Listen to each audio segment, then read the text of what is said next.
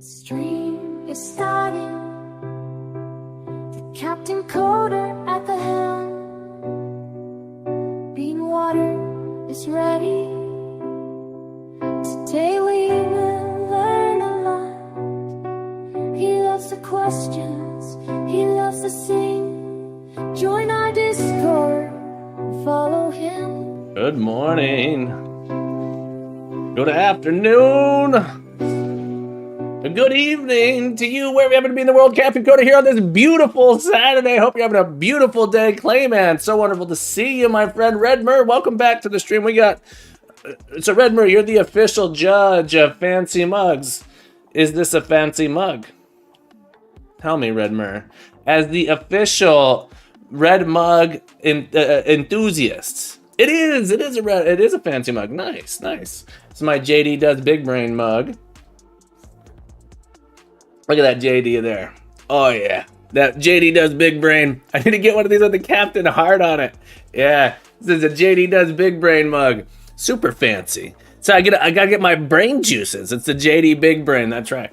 So great to have all you beautiful people here. Codemon, congratulations on your #1, my friend. Clayman, welcome back to the stream. Congratulations on #2. Clayman, I hope you've been well. How the heck is your game coming along? Dramulks, it's always a pleasure to have you here. One of the, as one of the non-cheaters here. The non-cheaters here. It's great to see you. Thank you for the dopamine. That's right. Let's get that dopamine. Got to get that coffee hit going. Mooniz, I hope you're doing well, my friend. I hope your lava troubles aren't troubling you too much. Patrick, it's always a pleasure to have you here with me, my friend. I hope you are having a beautiful day. Folks, we've been having so much fun out here, getting ready for Captain Coder's Learn You a Game Jam coming up in just a few days. It's only 10 days away. Let's check it out here. Captain Coder's Learn You a Game Jam. Oh, I thought I had this open here. 11 days, 2 hours, 44 minutes, and 55 seconds. Be there. Be there. You know you want to. Captain Coder's Learn You a Game Jam, where you're going to learn something. The whole point is to learn something. It's not actually about making games. It's about learning something new. Push yourself outside of your comfort zone. Maybe it's your first game ever. Maybe it's the first time using Unreal Engine. Maybe it's the first time doing 2D art, 3D art, whatever it might be. Go check it out. Keep it real. How much of an artist do you need to be to create a game? Not an artist at all. You don't have to be an artist at all. Check it out. I need to add it. Nightly seems like such a good idea to add the nightly command. Gamma. You don't have to be an artist at all to be a game dev. Check it out. Check it out. You just have to, I think the best example, this is my poorly assembled deck assembler. I had never really done a lot of art here, and I made this game. I won first place in this game jam. With all these poorly drawn arts. The Insufferable Bulk, Gandork, Dirk the Dashing, Odorf, Snigib. Here, look, just scribbled these out. I made sure to spend no more than 30 minutes on most of them, and then we streamed the creation of this one. The quote-unquote better ones are these three, but we did these ones on stream here. So it was interesting, the amount that my drawing skills improved throughout the game jam was kind of crazy to me, But yeah, I started out, it's like, you know what, I'm gonna do it all by hand. I'm gonna do everything myself, and I'm gonna use the prototype stuff. You don't have to be all comes down to stylization. Here come the vibes, welcome in the vibes, how are you, the vibes? Bringing those vibes. I had so much fun making this. I've made a bunch of more art out of this game too, for this game. I have a whole game design document that I'm hoping someday will finish, but it got put on hold just because I couldn't get this to be a class. And you guys know I do a lot of my classroom prep stuff here on stream. But yeah, what I'll say, Saigama, you don't have to be. You need to get back to the artwork. Here, I know I do need to get back to the artwork. I've made a lot of art for this game, actually. I think I have drawn 72 out of like 144 cards. So I have like 144 cards planned. I think I've drawn 72 of them. I just kind of ran out of steam because I got a little bit deflated on this project because I wasn't able, it didn't get picked up. I was trying to do it as a class and my students didn't get picked up. Moon is, how the heck are you? How the heck are you today? Moon is, thank you so much for the raid. Were you able to get your lava working, or are you still trying to figure out how to get that to work? Lance, thank you for the hat redeem. Let's get a hat on the stack. Folks, I'm sure you guys already know the incredible, the unstoppable Moon is trying to figure it out how to work on the lava. Gotcha. You should give Moon is a follow if you're not already following Moon is. Fantastic human being. Full-time professional game developer. Vibin Games. Thank you for the hat redeem. Let's get another hat on this deck. Boom. The old double hat, there we go. But yeah, getting back into the art, I have so much fun every time I do art. I don't consider myself a good artist, and Saigama, it comes down to one of those things where it's practice, doing it, develop your own style a little bit, and if you really want to, go and, maybe take a class or two. I haven't taken any art classes, maybe when I was really young. I don't think I've ever taken any art class. I've done like the thing where you go out and you have wine and paint. I've done that. I don't drink though, so I didn't have wine, but other people are drinking wine. Serge, great to have you in the stream, my friend. I hope you're having a beautiful day. Hello, Indiana Jones. Hello, Serge. Cap, how were you at 10 minutes no hats? I know. People been blowing. I think people want to save those points up. They're saving them up for the Lambo redeem. Lambo redeem. But yeah, Saigama, what I'll encourage you to do is join the game jam. The Learn You a Game Jam, maybe the thing that you want to learn about is making pixel art. Maybe the thing you want to learn about is doing vector art. Maybe the thing you want to learn about is doing 3D models. It's all about learning something new, pushing yourself out of your comfort zone. It's okay if you actually don't complete a game as long as you learn something. If you learn something and you share how you learned it and what you did, that enters you to win the most educational prizes. That's the biggest difference I say at this game jam compared to most game jams is the games are fun. They're a fun side effect of the learning, but this one's all about the learning. Go make something, learn on the way, and if you don't finish, at least you learned something. That's the point I'm trying to do. That's what I'm trying to encourage here. Lurka, welcome back to the stream. How the heck have you been? Lurka, happy Saturday. How's Final Fantasy 16 coming along? You still playing that? I didn't finish it. Didn't finish your stream last night. I fell asleep. Have you found your Tomb Raider? I don't understand the question. Sorry. I finished the DLC. Nice. I think. Oh, actually, you did mention that when I was in your stream the other day. Are you still playing it, or are you onto some new game after that? Because that game just looks so good. I'm gonna have to get a PlayStation 5 just so I can play that game. It looks so good. Destiny 2 Final Shape. But what are we working on today? We are gonna be playing. Maybe I am gonna join this. I'm gonna continue Yakuza Kiwami. Awesome. I can't wait to see it. We are gonna be today. I've been learning about Godot. Godot is a game engine. Is what we made yesterday. So we're in the process of making a platformer. So we're gonna actually add in a level. My goal here is to create a level that we can actually play through. Maybe have some collect. So we have coins right now. We collect coins. I need to get some enemies in here. What type of platformer would we be if we didn't have enemies we can jump off? Yeah, the decision's like gonna make a DLC. The Final Fantasy 16 DLC is what Lurka was playing on her stream. It's called The Rising Tide. Gotcha. So I want to come in here. There's a couple things I could approach here. There's a couple things I want to do to make this a little bit more. I want to add in a run button. So my character has sort of like this slow motion, either a run, make my character just like faster in general. We have a jump to it. Might add in some animation states. I've never done animation. I've done almost nothing in Godot, but making this an actual playable level.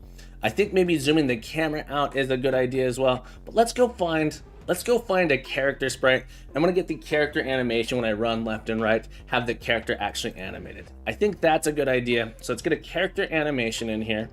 We want to add in some enemies as we go, and actually I want to make a full level. You can go through, you can play, you can die, you have lives, you can like fall in holes. But I want to make basically a remake of the first level of Super Mario Brothers. You have some boxes you can jump in, maybe get a power up, gain a hit point, that type of thing. Have some two different types of enemies maybe, but these collectibles shrink them down a little bit. But so there's some things we could do for time purposes. It might make sense to just go, since we're learning about how to do the animations, it might make sense for me to come over here to open game art, just find some running sprites, like some platformer sprites. The one I always really love is Tofu Platformer. Oh, is it not Tofu? I thought that was Tofu. It has to be called Tofu Guy. Oh, is Tofu Guy gone? Tofu? Weird. Here, let's just do a full search. Search Tofu.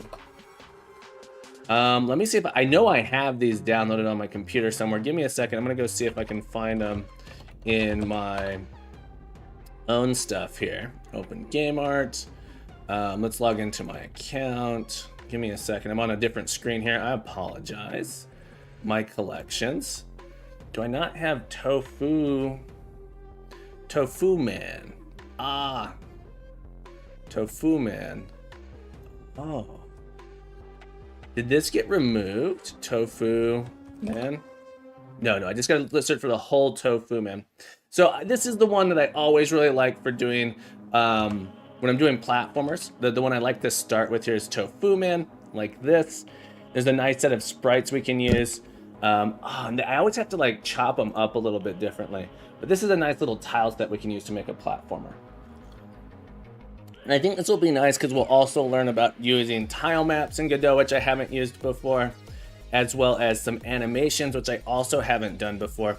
So if anyone has any suggested things for me to use to learn about these, feel free to send them along. It's my first time doing these things. So open up the Tofu Man tiles here.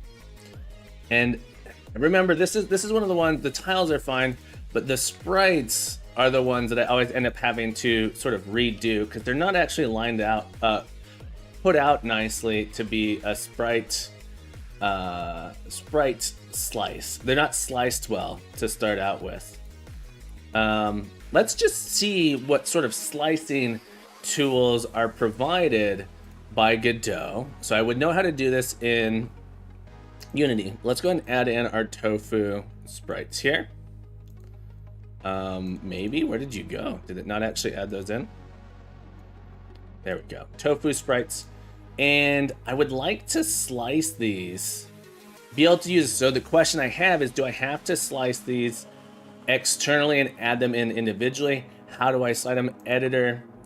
I'm curious how to do sprite slicing. Let's see, Godot, sprite, slice. If I have to do it manually or if it's built in, it looks like it may not be built in slice. Create a new scene. To create a slice sprite in Godot, this is looking like this is someone's extension. Godot sprite slicing. Slice to Godot asset to slice 2D sprites. That's interesting. They don't provide this by default. Do I have to go slice these myself? 9 patch, this is like a 9 slice, sprite 2D. Slicing sprite sheet. Best free tools for sprite slicing. Oh, I'm fascinated that they don't have this built in. But like community provided tools might do it. Okay, well maybe I'll try a community tool here. Although this is pretty old, 5 years old, so it's probably on the older version of Godot. That makes me a little bit sad. That's not built into there. It's one of the reasons that maybe Godot is so tiny, like when it gets installed. Is there a good way to take a sprite sheet that has multiple assets on it? Maybe you can use an atlas texture here. That's what I was looking for. A2, welcome back to the stream. Tile map is kind of what I want, but not completely. A2, how have you been? Congratulations on your number 10, by the way. Congratulations on your number 10. What is the best way to create a 9 slice sprite? Maybe I could call it Godot sprite sheet. Maybe this is what I'm looking for. 2D sprite animation. How to load textures from sprite sheet. Let's go look at the 2D sprite animation doc. So essentially this is what I'm wanting to be able to do. So I want to take my sprite sheet and turn it into an animation. In this tutorial, all right, we're in 4.2, you'll learn how to create 2D animated characters with the animated sprite 2D class and the animation player.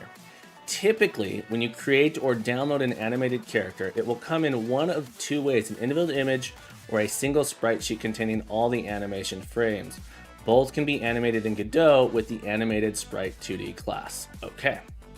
First, we'll use the animated sprite 2D to animate a collection of individual images. Then we will animate a sprite sheet using the class, this class. Finally, we'll learn another way to animate a sprite sheet using with the animation player and the animation property of sprite 2D. All right, so I could slice this up into individual sprites and get the frames. That's one way I could do it. Let's start that way. So I'll show you the process I'm going to use here. I'm going to open this up in GIMP, and then I'll slice this out. Should I use GIMP or should I use A-Sprite? I could use A-Sprite for this. A-Sprite might be a little bit nicer. I should have this installed. Why is this? A-Sprite. Use GIMP Sprite? I could use GIMP Sprite. A-S-E-P-R-I-T-E. I just spelled it wrong. Okay. That's right. And I suspect I've already done this more than once. Let's see. Recent. Dang, I don't have it here. I know I've done this many times where I've done some slicing with this particular tofu man. You would think I'd have this somewhere. I'm sure I do, actually. I just wish I was a little bit better at it. Is it possible to post borderline jokes on your channel? If it's appropriate for a 10-year-old, that's essentially what I say. We're PG-11 teen. If it's appropriate, if you would tell it to a 10-year-old, you can tell it here. All right, I hope that answers your question. So the answer is probably not, but if you would feel comfortable telling it to a 10-year-old, then I think it's probably okay. Thank you for asking. Thank you for asking. But yeah, this is a channel that's safe for young people. So I want to take these, I'm going to slice these out into individual pictures. Okay. Oh, sorry about that. Let me give you 1 second. Permit, Surge 8419. My bot blocks people until they've been a member of the channel for, I think it's 2 hours. So the tutorial, ironic, moronic, yeah, don't do that one. No, no, no. Don't post that picture. Yeah, that is not appropriate for a 10-year-old. Surge. Okay. So, this one here, ironic, moronic, thank you for a minute. You can also use Affinity Photo or any Photoshop. So this tutorial says to start, we're going to animate a collection of individual images, and then we will animate a sprite using the sheet. So I kind of want to do 2 things. There's 2 things I might want to do. And I think this sprite sheet, what size is this? What is the resolution? I think this might be set up in a way. Anyway, I'd like to condense this either way. And I've done this so many times. It's like kind of frustrating how many times I've taken this particular sprite sheet and done this, and I don't know where it's saved on my computer. Maybe the next time I do it, I should just upload it back to OpenGameArt as like a better sliced sheet. But ironic, moronic, I have this in here. I was just following this tutorial for doing it with individual images, and then it says there's another way to animate a sprite sheet with the animation player and the animation property of Sprite 2D. So maybe we should jump straight to that part. But since this tutorial is having me do it, I was going to go ahead and maybe just follow this tutorial to understand how we might go around doing it. But sprite sheet animation is probably what I really want, and typically what you would do, I think. Animated Sprite 2D, we'll use this public domain sprite sheet. Right-click on the image and save it here. Add frames from a sprite sheet. Okay. Select the animated Sprite 2D and its sprite frames. Okay, set up your scene. Then what you did previous. Okay, let's add an animated Sprite 2D instead. Actually, I think I like this better. So ironic, moronic, thank you for like saying something. Sometimes I start going down a path. All right, let's create a child here. Animated Sprite 2D, like this. Most people use sprite sheets. Yeah, absolutely, absolutely. With more than a middle finger, like the Besieged Tower. I'm a 3D guy though. Yeah, so I think in 2D, if you're doing pixel art, you absolutely do. If you're not using pixel art, you might be doing some rigging on a character rather than doing it based off a sprite sheet. Yeah. Okay. So now that I have this, select and it's in its sprite frame project, select new sprite frames. Animation. New sprite frames. Okay. Click on the new sprite frames resource. This time, when this bottom panel appears, add frames from the sprite sheet. Animation, default. I'm not seeing what this picture is showing, but this is why I didn't necessarily want to skip this part here. Create a new sprite frame from the file system dock. Click the new sprite frame resource and you'll see a new panel appear at the bottom of the editor window.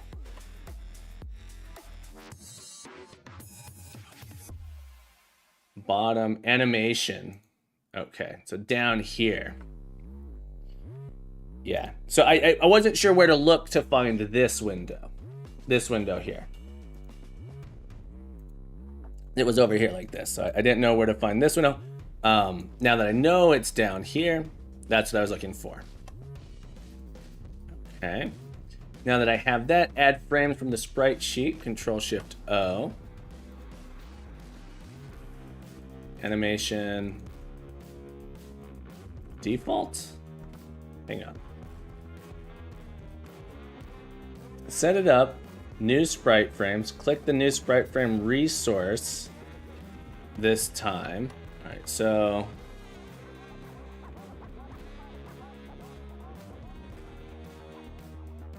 new sprite frames, sprite frame resource. There it is. Okay, I see it down here now. Sprite frames. Now it wants to say add frame from sprite sheet.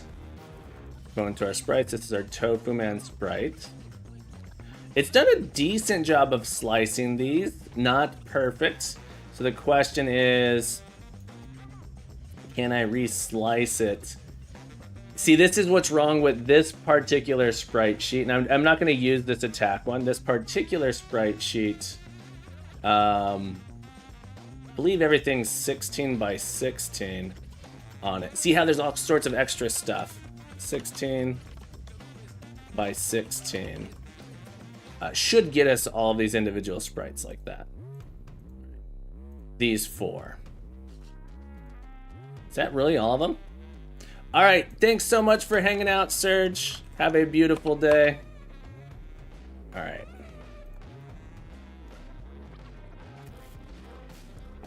I'm gonna add these 5 frames. I kind of am not sure if I need this first one, if it's just these ones. I can't quite remember. And we'll start with these ones. I'm sure we can add some additional ones. If I click play, can I preview this?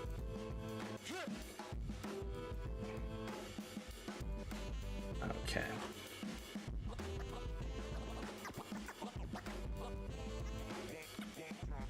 Click on the sprite frame. This time on the bottom panel, click add frames from the sprite sheet. You'll be prompted to open a file. Select your sprite sheet. A new window will open showing your sprite sheet. The first thing you will need to do is change the number of vertical and horizontal images. Next, select the frames from the sprite sheet that you want to include. Sidrin, welcome back to the stream. Now see your animation under the list of animations in the bottom panel. Double click on the default to change the name of the animation type. Okay, so we can, gotcha. So this is going to be jump. Like that. And then we have, finally check the play button on the sprite frames editor to see your frog jump. See, I don't understand why we're not seeing anything here. Ah, it's because it's so tiny. It's so tiny. That's why we're not seeing it. There it goes. Okay. All right, so we do have our guy walking there. Yeah, we just want those 4. Perfect. That's what we want. Okay, so one thing I want to make sure we do is I would like for this thing to scale up nicely without anti-aliasing. So notice how fuzzy this thing is getting. I'd like to be able to scale it up. Maybe not to this size here, but to a size. All right, so we're going to take this guy. Let's go ahead and check the transform. So it's in the center here. The scale probably needs to be like 3, maybe even more, 4, 5. Probably gonna keep it relatively small. Let's go with 4. And I'm gonna reduce the size of some of these other things. So we're gonna shrink our raycast down. And you'll notice I have like these weird tearing issues where these sprites aren't quite lined up. So I'm gonna shrink this down here to be just below the player.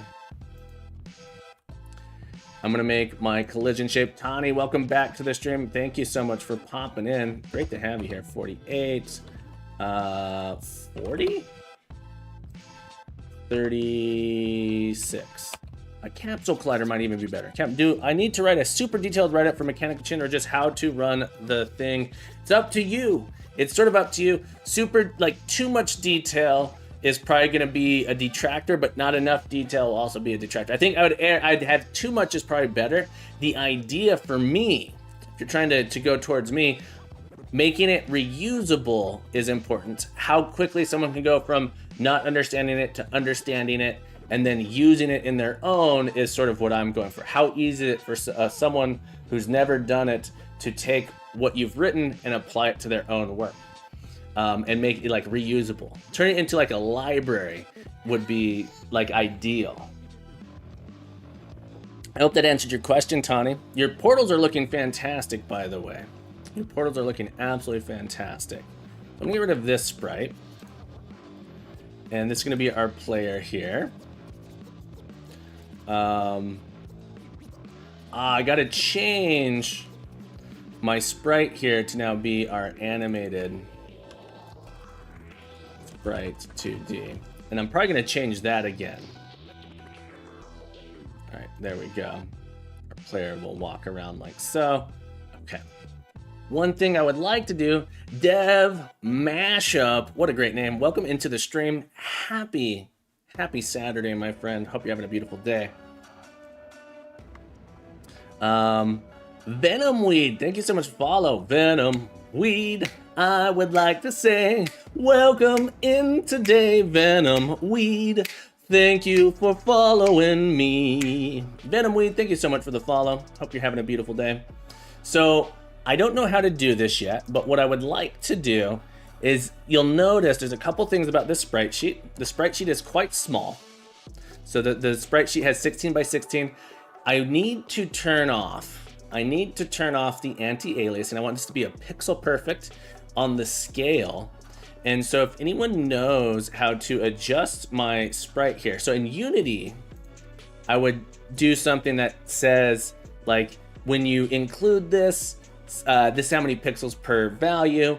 This thing should not have no compression, no anti-aliasing on it. I don't know how to do this. And that should also hopefully get rid of the tearing issue. Try searching filter in the project settings. Okay. I'm doing absolutely wonderful Dev Mashup. I hope you're doing well. Let's look for filter. Textures.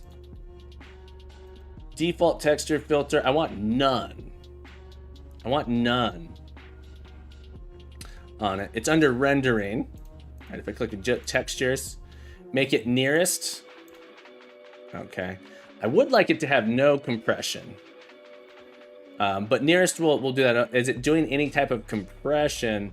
Default filters. Can I? Okay, there we go. Nearest is good. That's essentially what I want. All right, make it so the pixels look pretty good there. Now, and for anyone who's just tuning in, I am brand new to using Godot. If you select the PNG and switch to the import tab in the top left, there's a compression setting. So I have the PNG and I switch to the import tab. Where would I find such a tab? Select PNG, switch to the import tab on the top left. Gotcha. Right here. I can do it here. Lossless.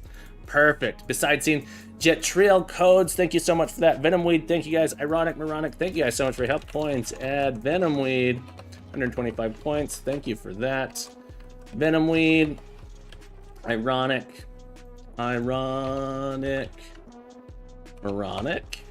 and Jet Trail. Thank you guys so much for the help. So I'd be able to adjust this here. But since I took the compression off, it seems to be working quite well. Jetrel, have you met Jetrel? Jetrel followed me today. You know you're great, my friend. You're grand, you're awesome. Thank you for following me. And also Mashup, Dev Mashup. I'd like to welcome you to the stream. Thank you guys so much for the follows. Welcome in. I also check in the best way to make graphics for non-pixel art games. I am learning, so I am also learning for non-pixel games. You often, if you have high resolution images, you often want to have some nice anti-aliasing going on, so it sort of blends in better with your around. That said, this is like I haven't used Godot very much at all. This is essentially me learning about it, and the main reason I'm learning about it is because I'm hosting, not the main reason, I've been wanting to learn it for a while. But Captain Coders Learn You a Game Jam is coming up here. This month, it starts in 11 days, June 19th, July 3rd.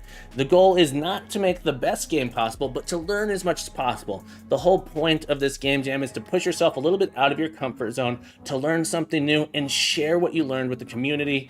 When you do that, you get entered to win, if you share what you learned, entered to win a $50 drawing, and then a person, 2 people that submit the most educational blog or video will get $250 each. So fantastic opportunity here to learn and get rewarded and share with the community just by learning something new. So I hope you consider joining our game jam that's coming up if you have the time. No pressure, of course. Okay, so this looks better. And now if I want to go over to my animated sprite here. So you learned Godot. What do you do before that? I've mostly done Unity. I have mostly done Unity development. I've actually not done any Unreal.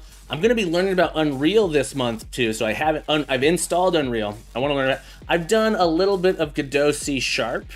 I've mostly do C#. So my full-time job is teaching computer science and programming. I mostly do C# coding at the school I work at. And so because of that, I've mostly stuck to Unity when I'm doing game dev stuff. I would love to do more Godot, but one of the biggest requirements for me is I work at an online school. And so being able to have solid web builds is super important. And currently, from what I've seen, Unity has the best web builds for writing C# code out of the game engines that are currently available. So for me, it's kind of important to do C# code and then have good web builds. Godot C# we've had some fun with as well, but because I'm wanting to learn new things, I'm learning about GD script on this current project. So I'm having a lot of fun with it. All right, this animation looks quite nice. I'm pretty happy with it. So let's go back to our tutorial here and just read a little bit more. Our goal is to play these images one after another in a loop. Start by setting up your scene tree. Right click on the image and click Save As. Sprite Sheet Editor. Right click the image. Hang on, I'm a little confused. Another way, oh, this is another way you can do it. Sprite Sheet, oh, sorry, I just scrolled up too much, I think.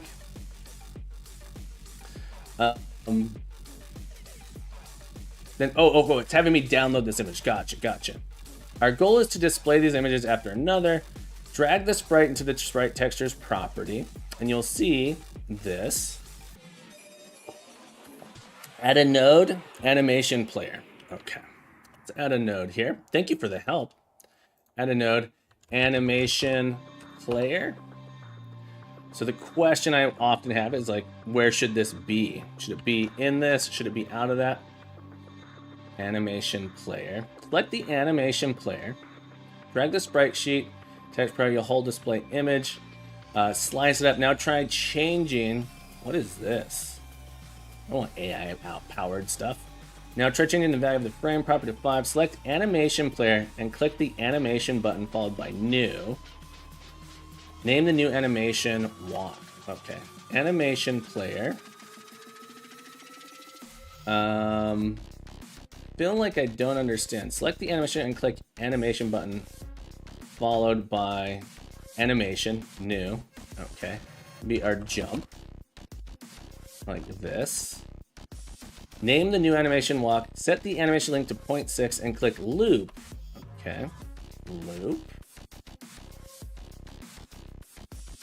I'm not sure this is doing. Let's go ahead and stop you.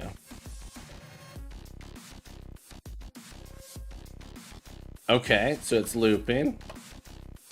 Now select the Sprite 2D node and click the key icon to add a new track. Okay. Select the Sprite 2D node. Is it my animated Sprite 2D? Did I do something wrong? Was I supposed to leave the Sprite 2D in there?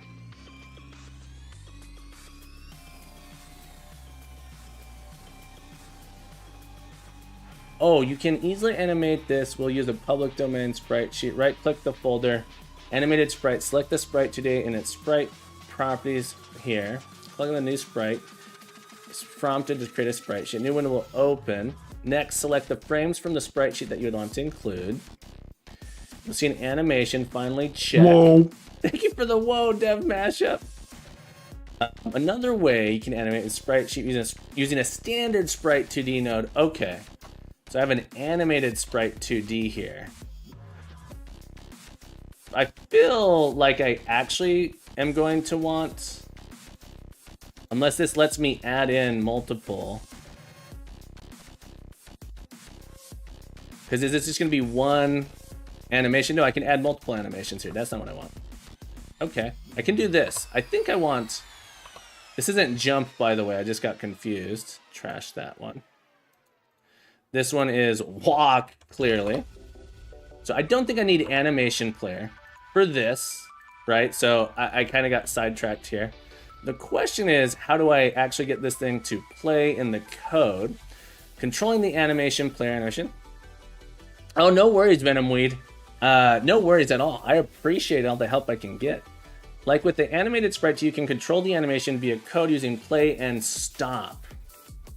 Okay, let's add in, I want an idle as well. Idle. We're gonna add in, this one's just gonna have one. Oh, it's interesting that this, I have to re-slice this every time, or at least specify it. Oops, 16. I'm not sure I like that or not, but idle is literally just this here. And maybe we'll add in a second one. Have you ever messed with procedural generation before? Yeah, so we've done a procedurally generated. The procedural generation I've done it a couple times. The first one that comes to mind is our dungeon generator. RPG dungeon generator. We did this a while back. And so we define rooms for the generation in this way. And this generates a big ASCII room. And then we have that, we take this ASCII file and turn it into a 3D room that you can actually walk around in, which this video demonstrates. You can actually make these dungeons that you can walk around in. And these are procedurally generated dungeons here. So if you want to check out what we did there for that, this is that project. So we've done a little bit of procedural generation. We've done it several times, but that's the first one that comes to mind. Gee, it's great to see you. Welcome back to the stream. I hope you're having a beautiful day, my friend. Get some rest. Get some rest. Okay, so I want to, in my script, I'm going to need to be able to switch between these. Let's go back to Godot here. In my script, here we have our animated sprite. And what I want to do is essentially say if I'm moving left, if I'm moving right, if my velocity is positive in one direction, we're going to do a play. I'm wondering if I should do this in my update or my physics process. This is where my velocity actually changes. And I'm wondering, I suppose I could do this. Function, set, update, animation. And so like the basically what I'm doing is if velocity dot x is 0, then hang on, and I'm not in Lua. My Lua brain kicked in there. I teach a Lua class, by the way. I do a game dev class using TIC80 and Lua. No worries, Dev Mashup. Not a problem at all. I normally do Unity stuff, right? And so this is a fun experience for me to learn this way. I'm not, so personally, I'm trying to lose my bias here. Lua is greater than Python. I love Lua. So there's many reasons why I love Lua. I'm trying to lose my biases about dynamically typed language, which is GDScript, and try not to let that affect me here. So animated sprite dot play, and how do I change the animation? I want to set, what is the variable that I use to specify the animation to play? Is it just animation? Is this a function? Or is this a property? It said P there, so I'm assuming this is going to be idle. Okay. Else, it's going to be else if velocity.y greater than 0. We're going to be going to the right. Animated sprite.animation is walk. Okay. I guess we could just do an else like that if we're moving. Let's try that. And then in our update here, update sprites. Like that. Update sprite. Oh, update animation. Let's see how we did. Okay. So it looks like it resets the animation to the start here. Or I need to call play. I might not be calling play. Let's go into our script. With Unreal, could never get the hang of Unreal. I haven't done Unreal, but I want to check it out. Yeah, Venomweed, you and I are on the same page as far as Lua being I think Lua's great. If I do animated sprite.play here, does this just keep resetting it every physics frame? I'm not sure. No, look at that. Not bad. Okay. So our little character is going to play. And I'll adjust the animation speed here. I feel like the animation speed needs to be a little bit faster. Let's try 10. There we go. That feels good. The one thing I need to do is based on my velocity, we need to flip which direction the sprite is facing. Okay. So we should be able to do that pretty easily. This one now will say if velocity.x is, again, it's one of those things where I kind of want to put it in here, right? Else, it's an interesting thing here. So else, I hate doing this nesting stuff here. Update animation. I might do a little thing that says like update animation flip direction. Saw, thank you for the hat. Let's get another hat onto the stack. I'm gonna start out. Thank you so much for the hat. We're gonna start out with a pre-design level, right? So pre-design level and see where we go from there. Because my goal here is not necessarily to do proc gen. My goal is to learn about doing Godot stuff. How do I program in Godot? How do I use Godot? And that's my main focus here. You're almost there, Venomweed. Just a few more points. You get I think 240 points an hour is I think what I have the rate set to here. So animated start to play. The best way to find it is actually if you scroll down. The best way to find the commands is scrolling down. I don't think all of them listed on the commands page. So if you scroll down, there's a list of the redeems. Animated sprite, animation idle. All right, so I think separation of logic is fine. So I'm gonna do an update animation. Let's do another one. Function update facing like this. Say if velocity dot x is less than 0, then then like this. Venomweed, thank you for the hat. Thank you for the hat redeem. That's how we do it, Saw. That's how we do it. Thank you for the hat redeem. Let's get another hat on this stack. Let's get a different hat color. These all blend in together here. I had all my brown hats right after that. Thank you so much for the hats. All right, so if velocity.x is less than 0, it is a community effort. That's exactly right. I need a necklace. Someone did a pants redeem once, and I was like, oh, I should get a bunch of sweatpants. So I melt, it'd be too hot. Animated sprite dot flip horizontal.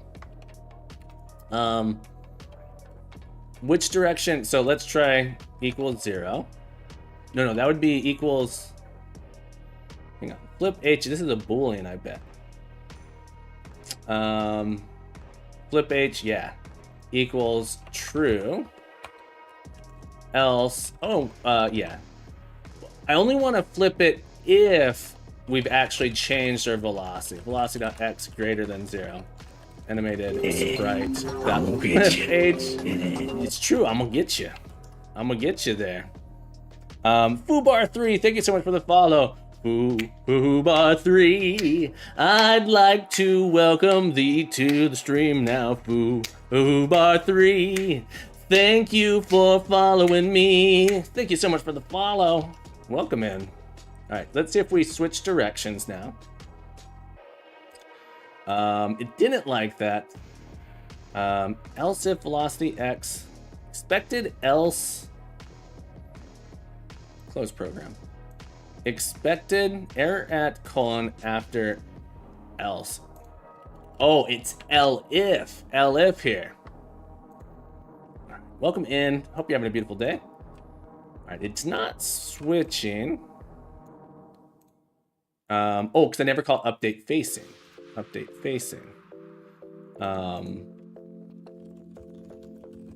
That, and maybe I jump around. Maybe I'm doing too much single. Every function does a single thing code here. There we go. We have our character moving around. We can jump. There we go. Not mad because my pen to my drawing tablet broke. Ooh, so I have to wait 3 days to return it, and another 3 to wait for money back, and another day for a new tablet to get here. So 6, is that 7 days total? It's a lot of days. That guy Doru, congratulations on your number 14. Get those bonus points. Exclamation point here to get those bonus points each day based on how soon you get here. Very impatient. Nothing wrong with being, I was gonna say nothing wrong with being impatient, but I think patience is a virtue is what they say. They don't say impatience is not a virtue is not what they say. They say patience is a virtue. It's not necessarily that having no patience, being impatient isn't necessarily bad, but having patience is good. Okay, there we go. So we got our character moving around, changing directions. Okay, adding the animation, it was not too bad. Willing to draw, so I have to redo the whole thing. That's brutal. That's brutal. Your drawing wasn't saved. Let's do a commit here. We got this added in.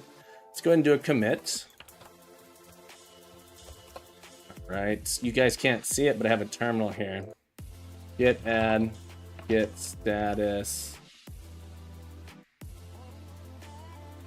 git commit -m chore add player walking animation. Like that. Easy peasy, no problem at all. Okay. We got a player walking animation. We can move left and right. The player's animation will change a bit. I like it. I like it. Okay. So next. So we have that. I want to add in an enemy that I can jump on. So an enemy that if I land on, will squash it. Can squash an enemy. Okay. I'm curious. Yeah, there's some curiousness that I have to do with landing on the top of the head of an enemy. But let's go ahead and get an enemy added first. Let's create an enemy here. All right, so I'm going to start by creating a node 2D. I'm going to start by creating a node 2D.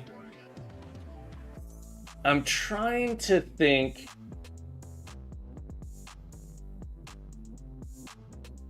how I want to do this. If I want, it needs to interact with the world.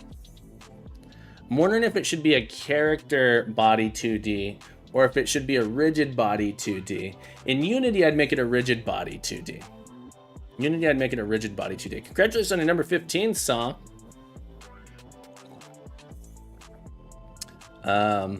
You can't check someone else's points, I don't think. I think only they can check their points.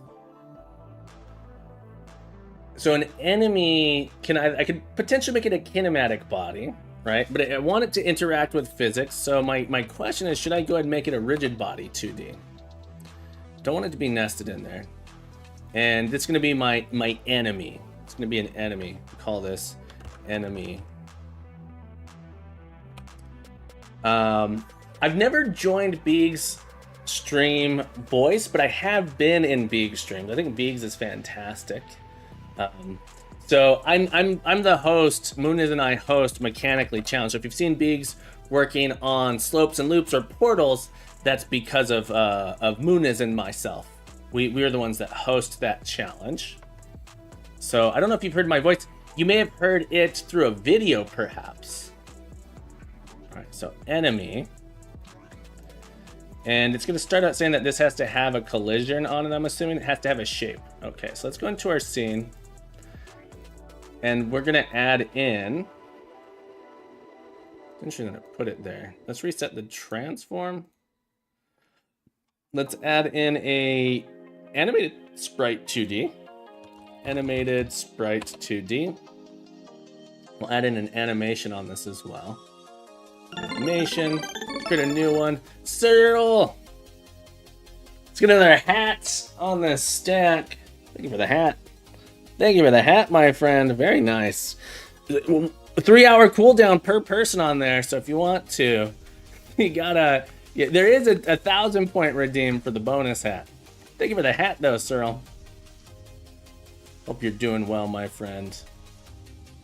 There is a bonus hat, but it's cost 1,000 points. I wanted to do a hat trick. That's right, a hat trick. So add an animation in here. Let's make this the enemy. We'll create an idol. And this is going to come from this sprite. So interesting that I'm having to do this so many times. Okay. This is the idol sprite. With the bonus hat, let's do it. Let's do that bonus hat. Let's get a bonus hat on this stack. Boom. Thank you for the bonus hat. Thank you for the bonus hat. And we'll add in another animation. This one is going to be our walk animation. And we're going to go ahead and clip this in like that. Congratulations on number 16 dev mashup. Congratulations. Congratulations. Like this. So something that's interesting is the scroll feature works different in different places in Godot, and I find that endlessly fascinating. So on this scene, to zoom in and out, I have to hold down Control to zoom in and out. So let's select these ones here. All right, on this scene, it's just regular scroll to zoom in and out. So that is a thing that is feels a little bit awkward to me. Let's go ahead and scale this guy up by 4, like that. Okay.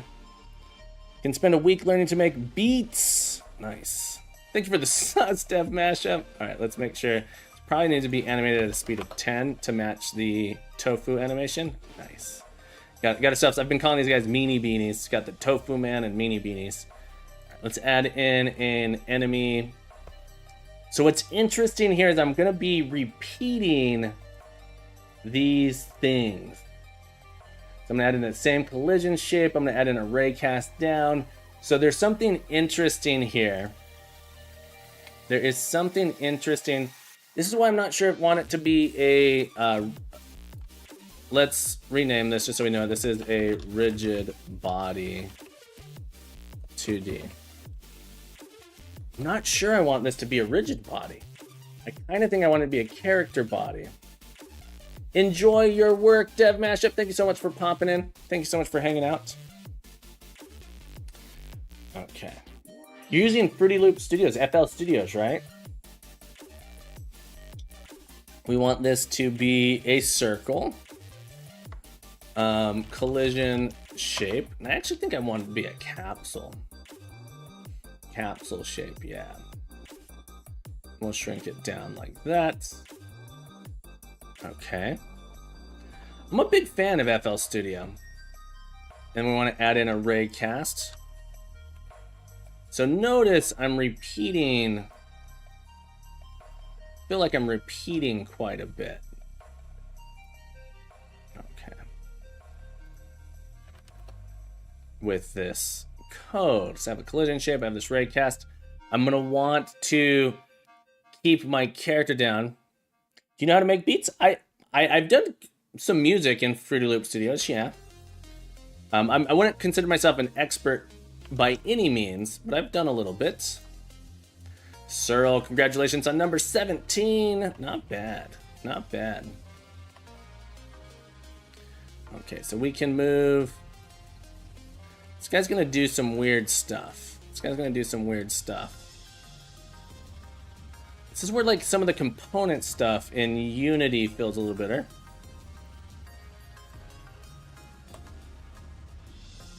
He's so tiny. Why are you so tiny? I made you big.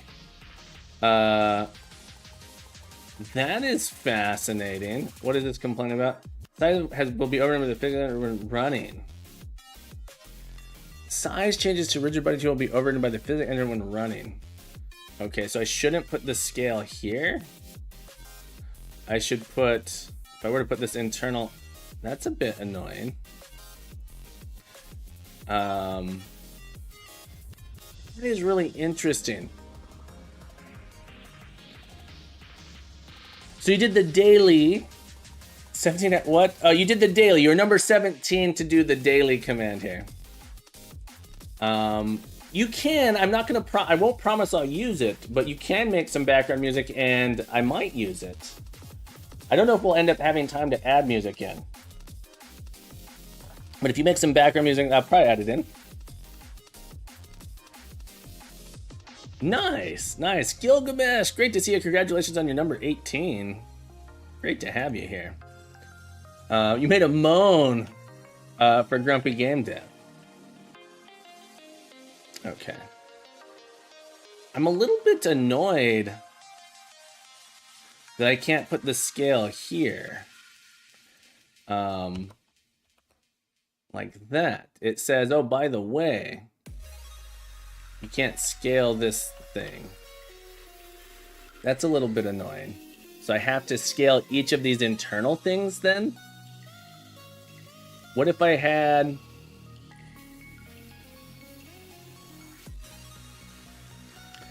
That's interesting. I don't like that. I don't like that. So I have to scale each one of these up. And if I wanted to change this scale again, I could have to do... Yeah, so... That's really interesting. Move this a little closer so we can see it from the start. Zooming in and out is so weird in this because it changes based on context. Probably going to end up not using this either. Just going to move this up here. Put our... No, I want you. Oh my goodness.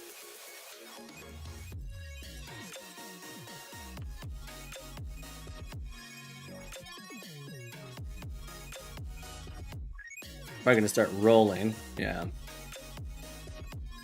Okay, but it is scaled the way I want it to now. I want to be able to scale based on this parent object. Look, being bad at something is the start. This is the first step in being good at something, right? Learn that from Adventure Time. Learn that from Adventure Time. Can I use character body 2D? So one of the things I want to be able to do here is this thing. I want to be able to reuse some of the code I have in this for rotating my sprite, updating the animation, updating the facing. These things are all things I want to be able to reuse on my enemy rigid body here, but not the player input. So it's like I want to change how the player no player input. Instead, it's like a different input is coming into it. So this is super interesting. In Unity, I would create separate components for each one of these, and then I'd compose my object with it. But it needs to be on my rigid body, so I'm gonna have to have like some signals or something coming into it. And all open source sounds, if you do add it, thank you for the heads up. Yeah, that's one thing I need to make sure I use is like all open source things that can be distributed in both in a non-commercial way. So this enemy rigid body. Suppose I could switch it to, all right. Am I not supposed to use, I'm gonna do a character body 2D. Character body 2D. I'm gonna move these things inside of the character body 2D. Get rid of this. I'm not sure I'm supposed to do this, but I'm going to. Enemy. And I might create a script that sort of extends that. And the main reason I want to do this... Oh, I'm not able to move this here like that. If I go into remote, I think I can move it. Make you stay on top. My enemy. Can I adjust? This is the transform on this guy here. Let's resize this window.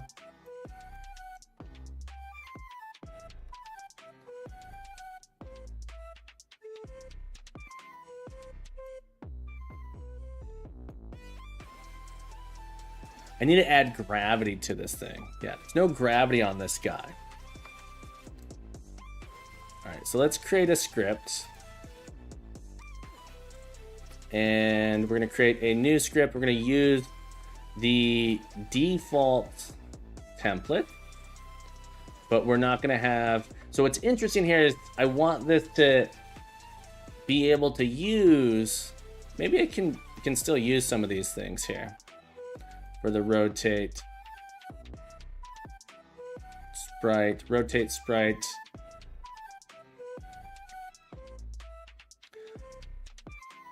Move and slide. Yeah, I'm not sure. I think I still want to do... Using character body feels awkward here, but we're going to go with it. Just for now, let's open up this character here.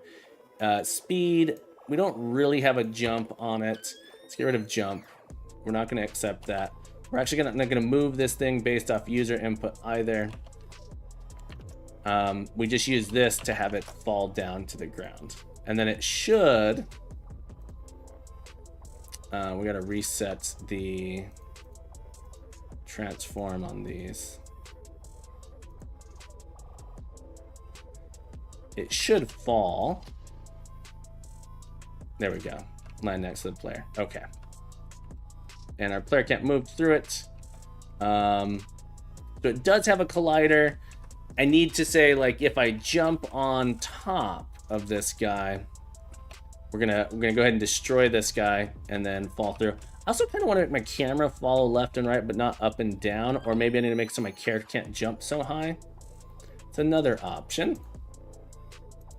Character here, my jump is just a little bit too much. Maybe 400 was the right number. Oh, this is negative 600. Let's try that.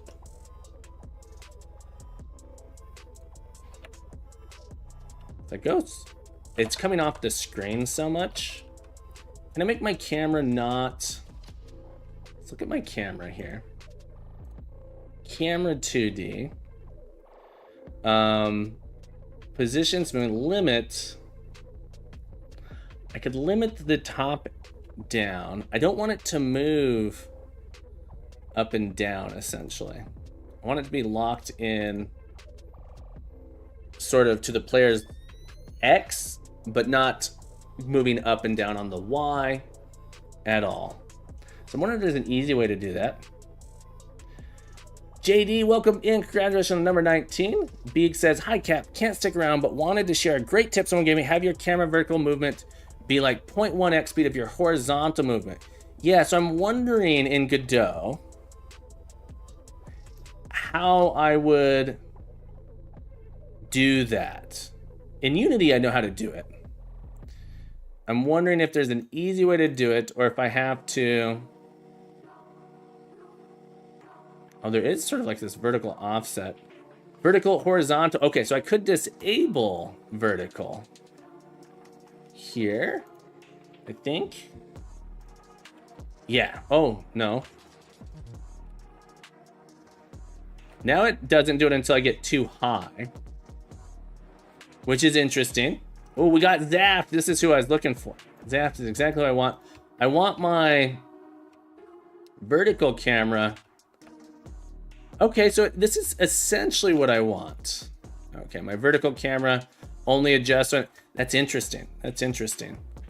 That's pretty good. I'm wondering what I need to do to make it bottom margin, top margin. It's pretty close.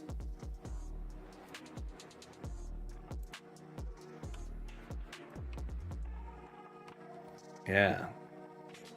Pretty close what I want. I think the margin is what I want to adjust here.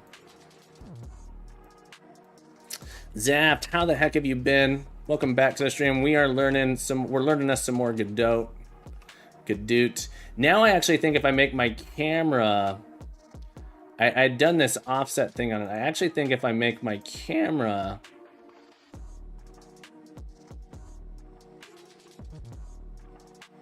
where's the transform? Here it is. If I reset the transform, this will actually be kind of okay. Have less of an up on it.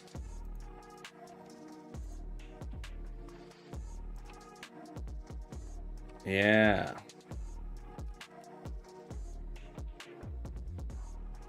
Okay, that feels pretty good. Corpless, how you been, friend? I hope you've been well.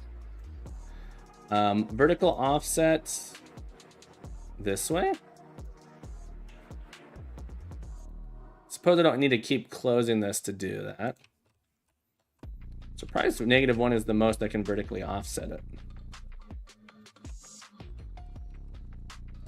Some nice little built-in features there for the camera.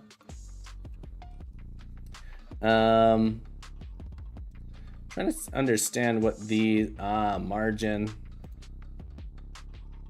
I'm not sure this is actually adjusting anything in our game to begin with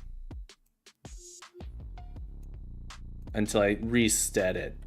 All right, let's try 0.5.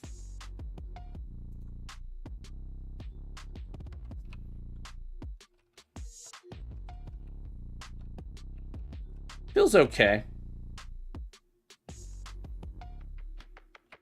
Feels fine. It would be nice. Feels okay. It's like right here. Feels a little. It feels like I want it to be a little higher there without having to jump. But I'm okay with what it is. It's not bad. I don't feel like I completely understand this.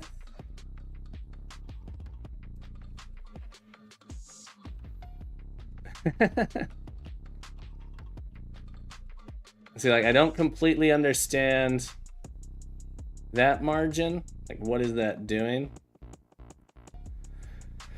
Bottom margin needed to drag the camera. A value of 1 makes the camera move only when reaching the bottom edge. Okay.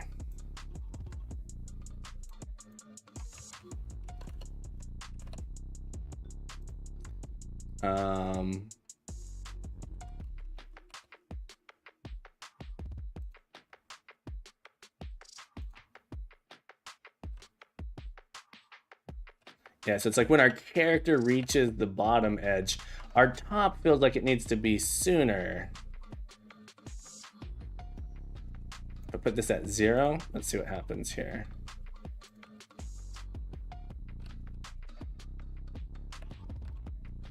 Okay, that feels pretty good.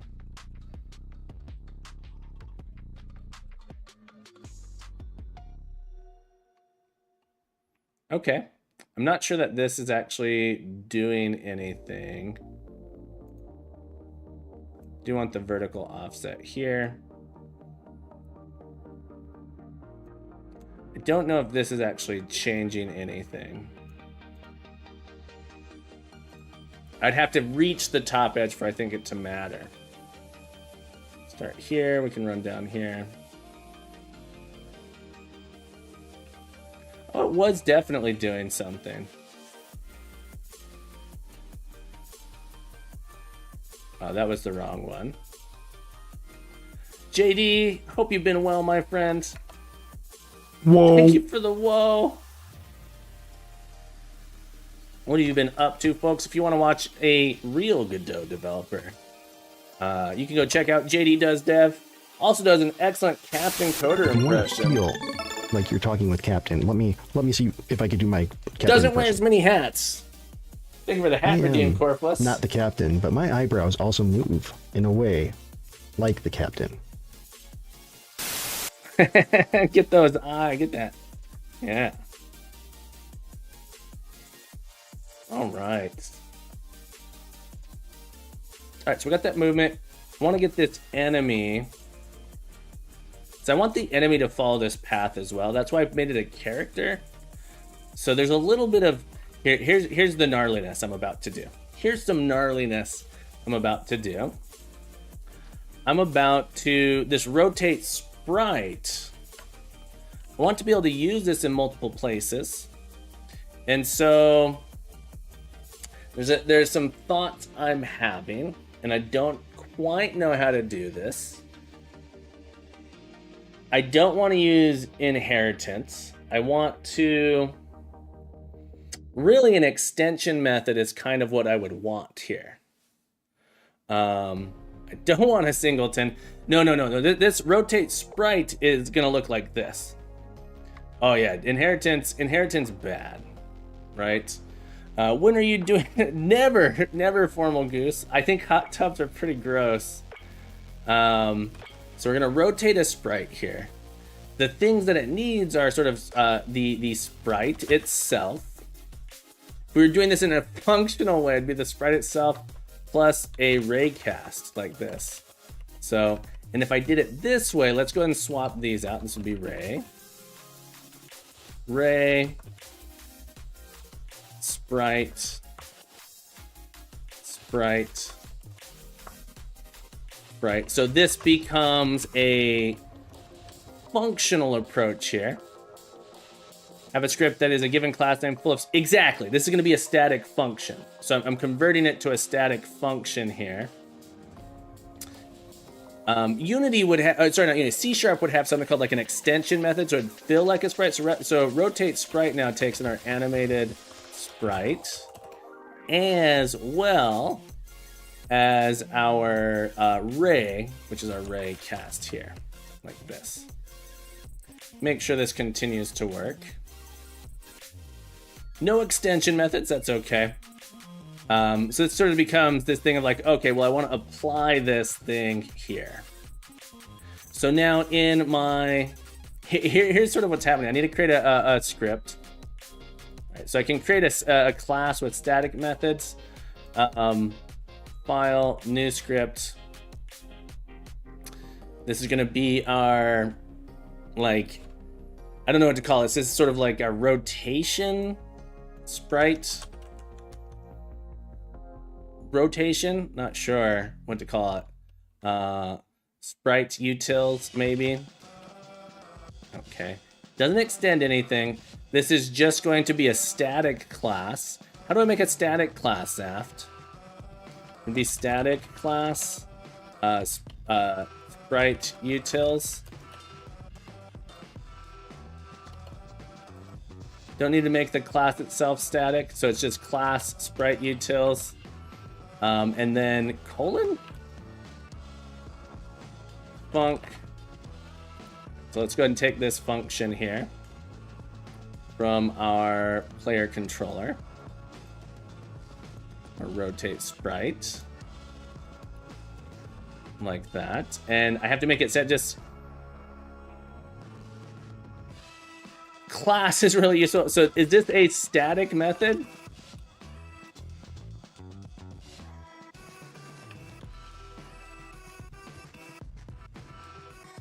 Static func. Okay. Okay. Oh, so it sprite utils. GD script likes the snake case, except for class names. No, it looks like class names should be. Oh, class name. Gotcha. Sprite utils. Expect an end of statement after class name. Okay, and then no indent. Function is on floor, is not found in base self.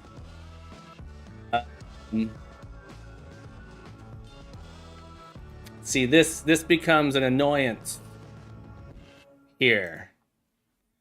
Because, yeah, this becomes an annoyance, right? Is on floor.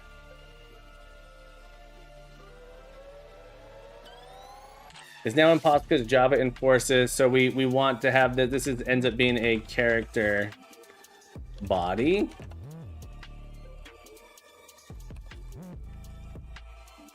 Like this. And it's like, this is so tightly coupled and disgusting. I hate it. Let's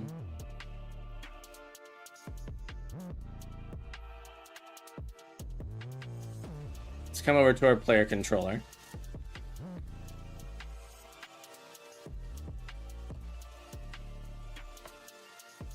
And we now pass in this or self.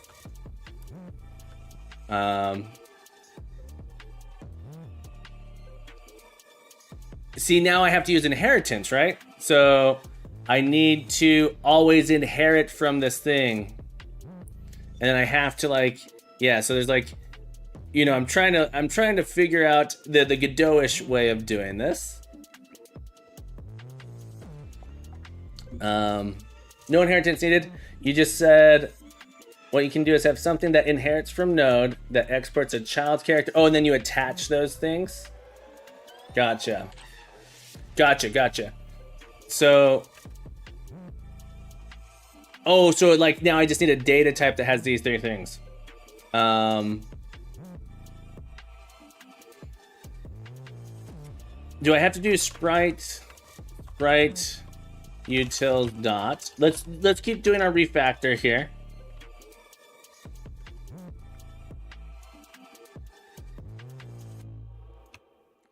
All right, our refactor is going here. We're gonna keep moving forward. Let's have our sprite utils here. Now we sort of want like our slopeable, we have like a slope data package, right? So we'll create a new script, sloped character data, maybe. All right, extends node. And then we have an export character body 2D, character body. Is this right? I'm doing all right, Flavius. Having a beautiful Saturday morning. Unexpected identifier. How did I export before? Oh, var.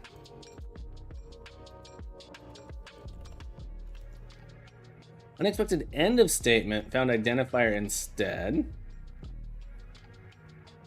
Colon, this is character body 2D. Thank you. This is like my C# brain fighting. My C# brain fighting. All right, export var.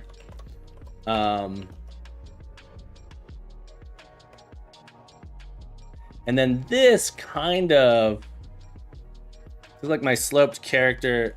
And let me rename this file. Oh, is there no rename option?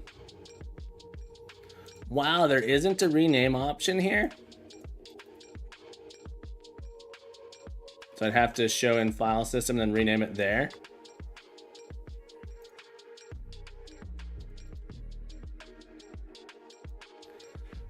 Sloped character controller is what I want. It's almost not even a controller. No worries.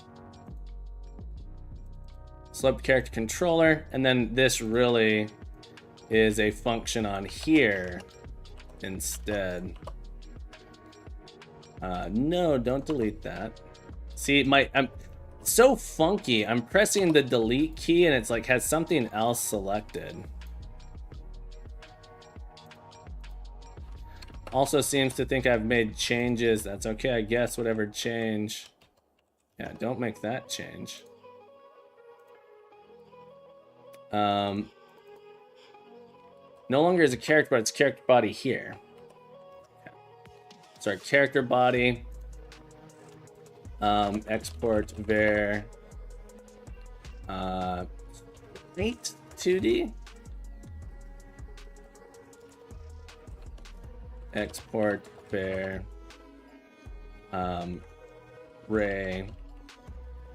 raycast 2D. And then we'll get rid of these. And it becomes like something you call on this, the rotate sprite. So now our... It's crazy there's no delete here.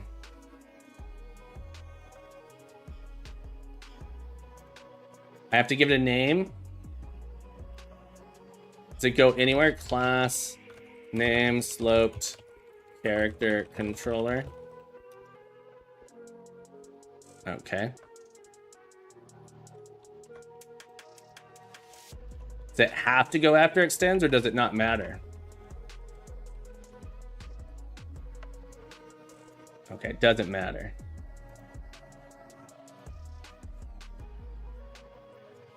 Sprite utils. I'm gonna delete you. Now in our character body, we want to, or this is in our sort of player controller.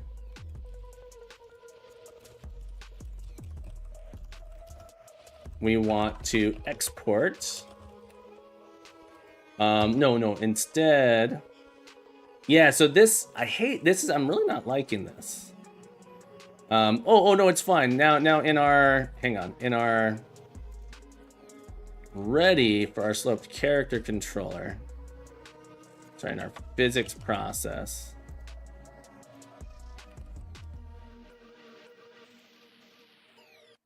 we end up calling this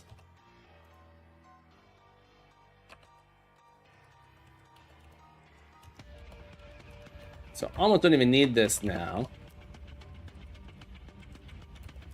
right? Orion, welcome back to the stream. And Trayenko, sorry I didn't say hello. And Snabble, I'm not sure if I said hello to you either. Welcome in. I'm super focused apparently. Yeah, I hope you guys will take a look at Captain Cooder's Learning a Game Jam. This refactor is kind of gnarly here. Is there a clear button? Clear, there it is. Let me go into this now. I need to add a child. And this is, can I use my sloped? That's why you give it a name, because now it shows up here. Is that correct? My sloped character controller.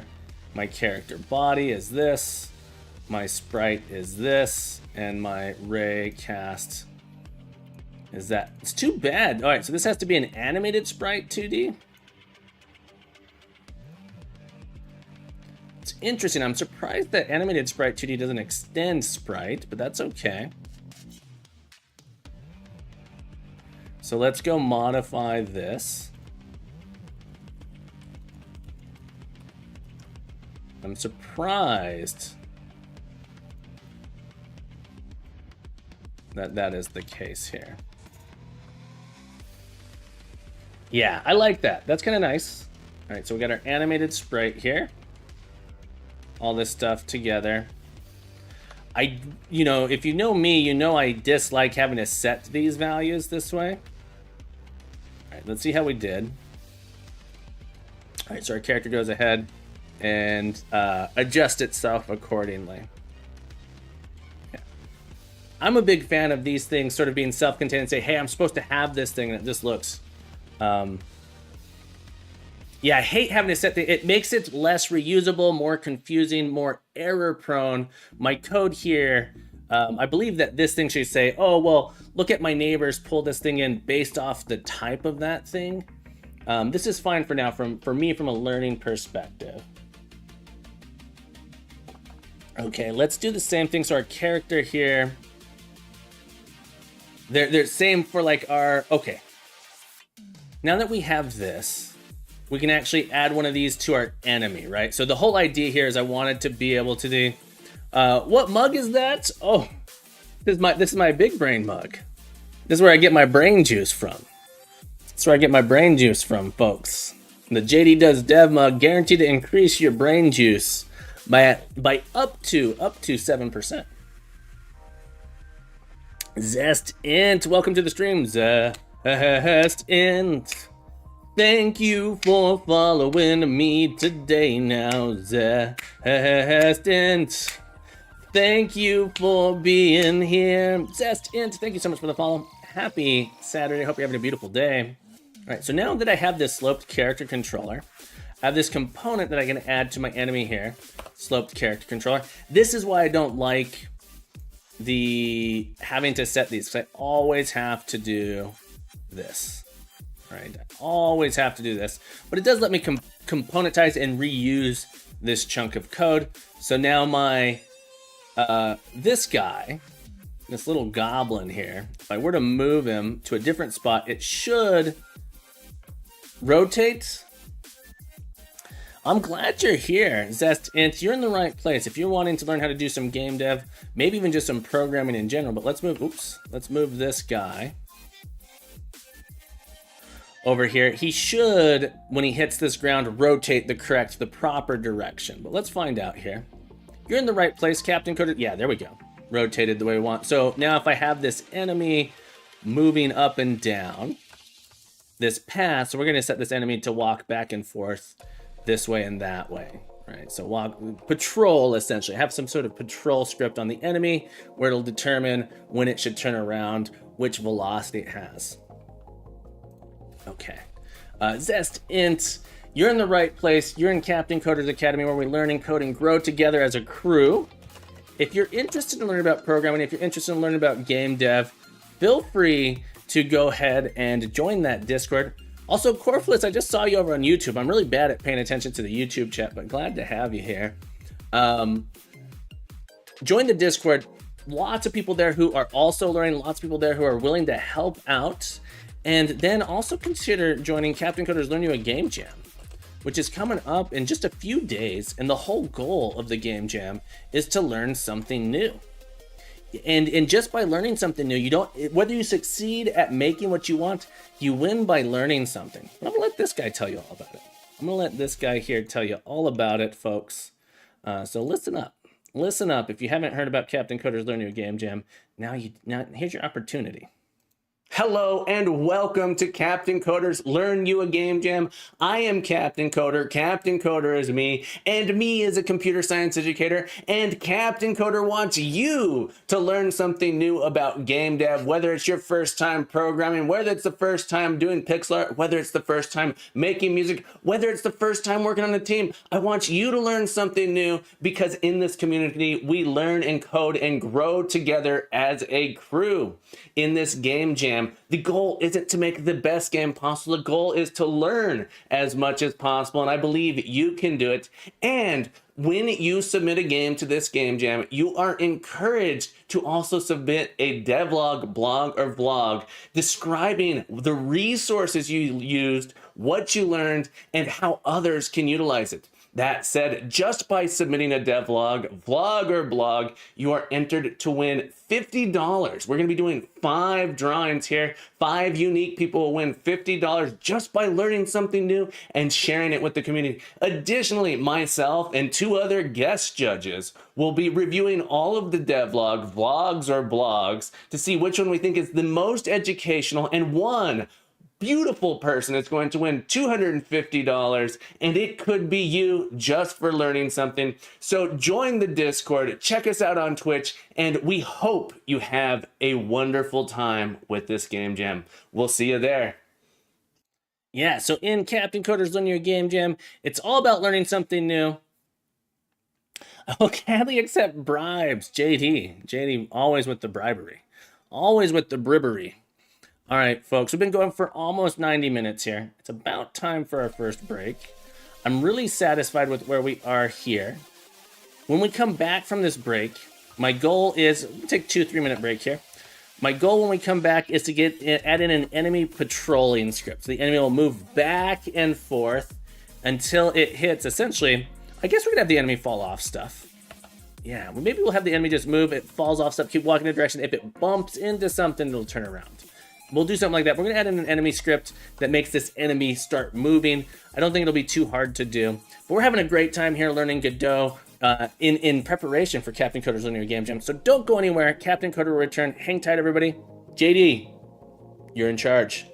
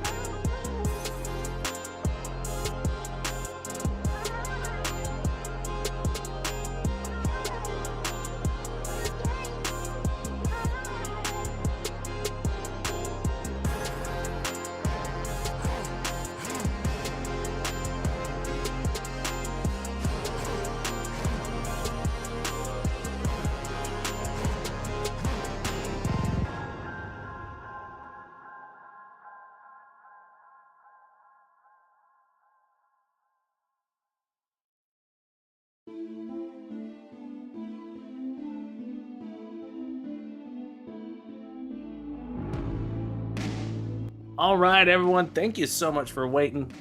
Glad you're still here. Captain Coder's back. We're in seated mode. I've been up. We did a collab with the Grumpy Game Dev this morning, so I've been up streaming for about, what was it? What are we at? We're at hour 4. So I'm gonna say, I know it says an hour and 45 here, but I was up, been standing since about 1:30 this morning, almost 6 o'clock now. So I'm gonna switch to seated mode. Get to see the rare seated Captain Coder. We'll probably switch back to standing in about 30-40 minutes once I get tired of sitting. But we'll see what happens. We'll see what happens. So what I want to do now, what we've done so far is we've built a little tiny platformer here in Godot. What I'd like to do is have my enemy sort of patrol back and forth, move left and right here, or at least have the ability to. I don't think it's actually going to be that hard to implement. So for example, in my enemy controller here, I'm pretty sure I could do a function ready like this, and I could just set my enemy's velocity dot x equals like 1 here. I'm not sure how fast 1 is. Probably needs to be closer to 300 would be my guess. The Minesweeper game I have been working on is working decently nice. It is a bit over the limit, but I should be able to squeeze it down. Currently at 4,400 bucks. The limit is 4K, right? Or is it 4048? What's the limit on it? Let's look at this code here. Time speed, move toward. Okay, we're gonna do a move toward. Velocity x equals move toward. Interesting. I want to direction times speed. Okay. Velocity x else. I don't quite understand this if I'm being completely honest. Get the input direction. It's lerping. Okay, so it like is slowing it down. Move this velocity towards 0. It's lerping. I would like to see the source code of this. Moves from toward 2 by the delta amount. Will not go past 2. Okay. So let's take the value that we currently have, move it towards 0 at this speed. Okay, that seems fine. Use a negative delta. Yeah, it feels weird. So it takes our current x and moves it towards 0. The previous scripts are back here. Direction times speed. Yeah. It's just so interesting because we're going to be subtracting out. It says it does it by the delta amount, right? So it's taking our velocity. Oh, I suppose if we have like some other forces applied to us. Okay, because in my mind, I'm thinking velocity x is going to be negative speed or positive speed. So setting it to 0 would be the same, but if you were like going down a slope or something, it would still slow you down. I'm not entirely sure this is necessary here, but that's fine. If our speed was accelerating, it would matter, but we're not accelerating or decelerating. We're just setting our x directly. And our enemy control, let's try this. I'm pretty sure our character will start moving off. It's just hard to follow. Let's make it do a negative 100. There we go. So now our that thing's gonna move. It hits us here like that. It's velocity. That's interesting because the velocity goes ahead and it bumps into us. Its velocity goes to 0. Okay, that makes sense. I think. I'm not sure. So what I want to really do is have, and I'm wondering whether or not I should really make my enemy a character body 2D. The main reason I want it to be a character body 2D is to make it easier to follow the slope. Rigid body, I don't necessarily actually think it would probably work fine on a rigid body. It's character body 2D. Extends a physics body 2D. And so I want to be getting, which method am I using here? Slope character controller. I'm using my is on floor. Is on floor is coming from character body 2D. So it needs to be a character body 2D, or I have to implement is on floor in a different way. Nice. FL Studios. Have you seen it's like Fire something? Fire audio samples. There's something called like Fire something. It's not Fire Sound. Oh man, now I can't remember what it's called. There's this Spitfire, yeah. You already have the Spitfire stuff? Okay, good. I was gonna say use Spitfire because it's awesome. Spitfire audio. Okay, so yeah, I think I want character body to make this simpler. So I can do is on floor, is on wall. My enemies, I feel like people have said character body is mostly for like your player controller. Okay, so using it for enemies is common. Good to hear, good to hear. Thank you so much for being here, Dukasoft. Congratulations on your number 22. All right, so I am using it on my enemy. One thing I'm realizing, all right, so my player controller, like the movement controller is all here. Our movement controller is all here. I want to be able to use similar code here for moving left and right. We have our direction times speed. I want to reuse this code here. I want my enemy to have a direction that it can go back and forth, back and forth. I'm going to make this have a name. Class name enemy, like this. Maybe call it enemy 2D. Dukasoft, how the heck have you been, my friend? I hope you've been doing awesome. I've been having so much fun playing with Godot. I've been having so much fun just doing some, what I consider like almost random little learning things outside of Unity. Takes a lot of the pressure off of doing cool things and instead get to focus on learning how to do simple things in different ways, applying that skill in a different place. One of the best things you can do for learning is take the skills you've learned in one spot and try to apply them somewhere else. And so this has been super fun. So fun. I want to have, and you know, my Unity brain is like, oh, well, I want to be doing my player controller here. Really, this is like a movement controller, entity movement controller. We do these things. We update animation, update facing, move, and slide. We almost don't need animation facing. These can be separate. But the things that are important here is something needs to give us our direction. So where's our direction coming from? And then we need to call setter velocity and then a move and a slide. So I kind of want to create, and maybe, you know, I'm spaghettifying it. Exactly. You know, some people might consider this spaghetti coding. I am reusing this chunk here for direction. I could just on my enemy, right?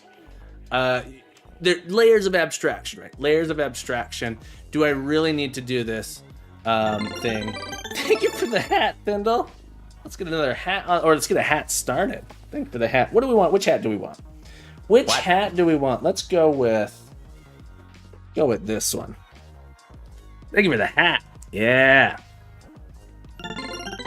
Dukasoft. Let's get another hat in here. Dukasoft. Thank you for the hat. Let's get another hat. Perfect. Perfect. Because we could just do this. We could just do this, but it is a little bit of repeated code. You'll notice we have the gravity being applied to it. Like this. Rather than UI left, we just get a direction. We have a variable here. Probably export this. Export. I don't even know if direction's right. Duka with the bonus hat. Let's get a bonus hat here. Thank you so much for the bonus. Thindle with the bonus hat. We gotta get 2 more hats on here. We've got 1 hat. We've got 2 hats. Thank you guys so much for the hat redeems. Let's get these in here. Nice and easy. Just nice and gentle. Just a little on the top. A little on the top there. Okay. So I want to be able to set the direction in my inspector. Maybe modify it other places. Oh, just a little bit. Just a little bit. Direction. Integer? Int. Yeah, so it needs to be an int. Suppose it could be a number. Doesn't have to be. Is number not is a float? There we go. Congratulations on number 24, by the way. Spooky Wolf. Welcome to the stream, Spooky Wolf. What a great name. Thank you for following me today. We got Spooky Wolf. Welcome to the stream. Welcome in, Spooky Wolf. Happy to have you here on this beautiful day. Beautiful, beautiful day. All right, so I have direction, speed, our velocity updates based on that. So I have a direction. Let's go ahead and export speed as well. At export, bear speed, float.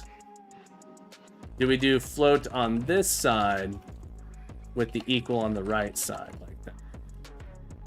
Congratulations on number 25, getting those bonus points. Getting those bonus points. Direction at 0 by default.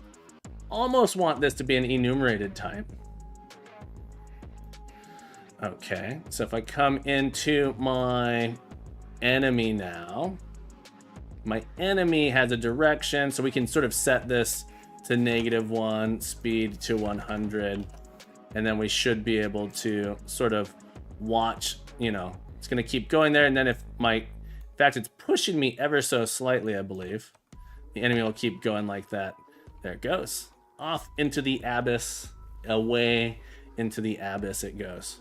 Okay, and if I wanted to, I could switch the direction as well. The enemy did collect the coin. This is true. This is true. Maybe we want the enemies to be able to collect coins. Who knows? Oh, I can't set this here. I'd have to go into our remote, right? And then go to my enemy. And I can change my enemy direction like this. There it goes. Our enemy will start moving the other way. -1. If I change its speed, 200. 1. -1. So we can change the direction. I haven't changed the speed of it. There's this interesting gravity thing here. Which, I guess that's coming from, like, game settings. Some sort of game settings. Drink some of my tea here. Forgot to bring a little plate to put my tea bag on. So bear with me real quick, folks. I will be back in just a moment.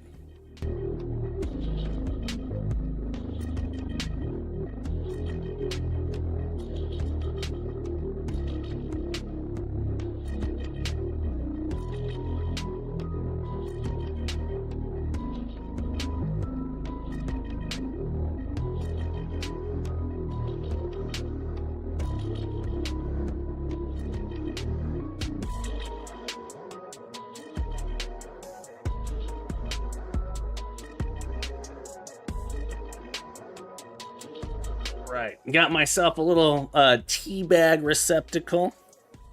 Place to put my tea bag so it doesn't get my tea too bitter.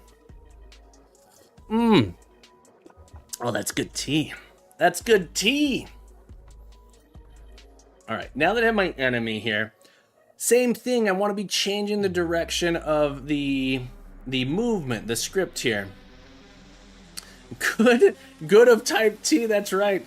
Also, folks, if you guys want to watch an incredible .NET development, if you like C#, if you like .NET, if you like beautiful kittens. Kitties, I guess it's not a kitten. Easy. How's Zelda doing, Thindle? Do pretty much whatever I want with her. We'll give Thindle some love. Okay. I think it's as good as the other letters in the alphabet. Zelda Right, is tired down. and snoring. Beautiful cat. Okay. So making the enemy animate, we can do the same thing we're doing with the player. You'll notice our player here, it's like all of this code's gonna get duplicated. All of this code's gonna get duplicated.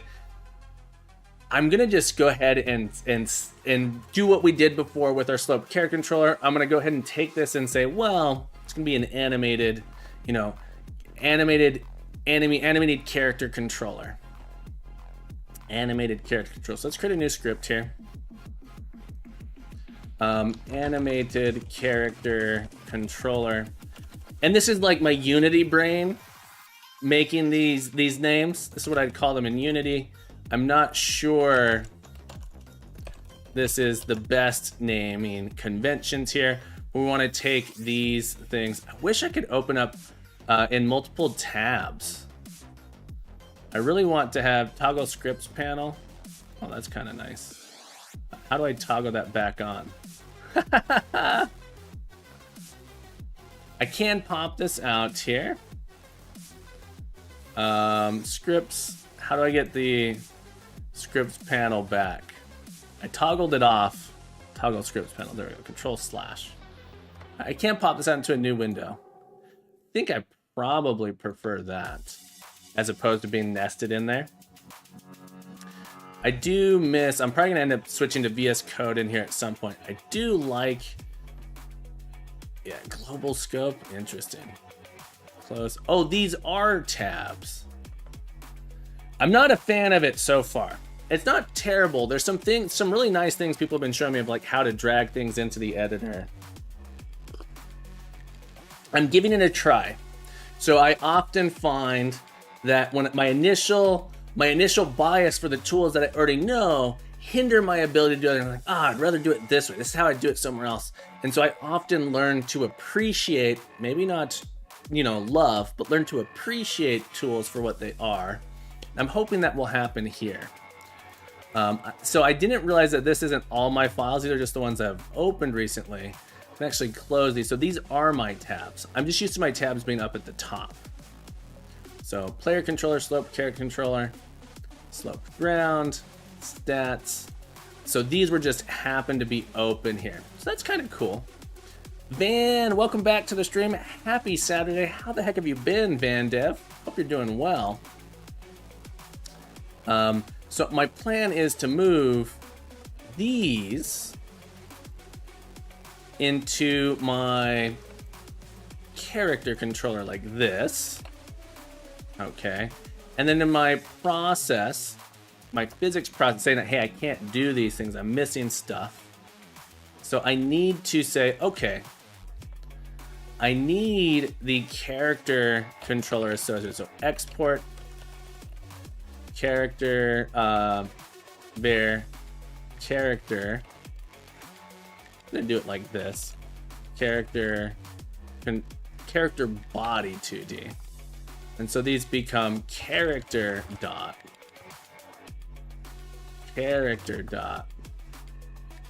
like this. And then I need the sprite as well. Export var animated sprite, and this is our animated sprite 2D. I think that's all we need here. And really this is gonna be in a physics process down below. Maybe just update. Thank you, Van.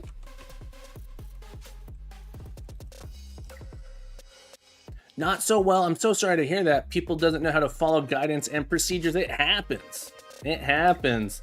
IPS laptop. Is it IPZ laptop or LPZ laptop? Either way, laptop. Welcome to the stream. Thanks so much for the follow, laptop. Welcome in, my friend Lopez. Welcome to the stream now. Thank you for the follow. Lopez, thank you so much for the follow. So happy to have you here on this beautiful day. I hope you're having a beautiful day. See, I'm trying to update. Hang on. Why can't I modify this name? That's usually a little thing here. So I can add. Interesting. It doesn't let me. Weird. In the past, I've been able to add little notes on usernames. That's okay. I just put a little note there to remind me that your username is pronounced Lopez.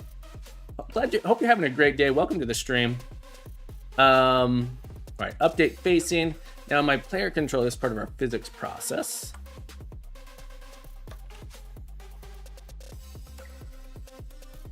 Here. I'm wondering whether or not I should really be doing this in physics process instead of regular process, but this is update facing, update animation, update animation like that. Yeah, so this is my whole goal right now is to learn a little bit about GD script. So I've done Godot a little bit. I'm pretty new to it, but usually I'm programming in C#. But in the spirit of learning new things this month, I am learning GD script. I'm learning, I wouldn't say mastering, but learning about GD script. in the spirit of Captain Coder's Learning Your Game Jam, which is coming up, I hope you'll consider joining it. But we're all learning new things in this game jam. That's the whole point of the game jam, is learn something new. Push yourself out of the comfort zone that you're used to. So we're gonna go ahead and pull, my whole thing here was to pull out this code here. This code comes out like that. And now we have to add it into our animated, into our scene. Okay. So on my character body, I'm gonna add in, this is our animated character controller. And we're gonna say that this is the character it's controlling, and then this is the sprite that it's associated with. So we're creating these components to control the different aspects of our character here, our player. Why don't I use the direction? Let's see. Why didn't you use the direction that you had in your script to flip the sprite? So let's see, why don't I use that? It's a good question. I probably could. It's not necessarily based off it. This will make it based off of, I could do it that way. Yeah, I could do it that way. It's not actually based off the input, it's based on the actual direction I'm going, right? So I don't necessarily have my direction here. So I could make it so I have to get the direction to do it. But the idea is that my, so in my player controller, you're saying to use my direction to do it? I could do that. I'm saying you were correct, I could do this. I could do that. That would be one way to do it.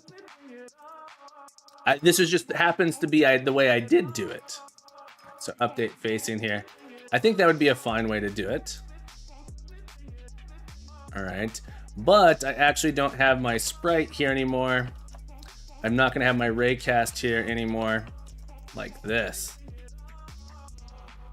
Yeah, so I like move it into another script. That said, my animated, maybe I should put a direction in here.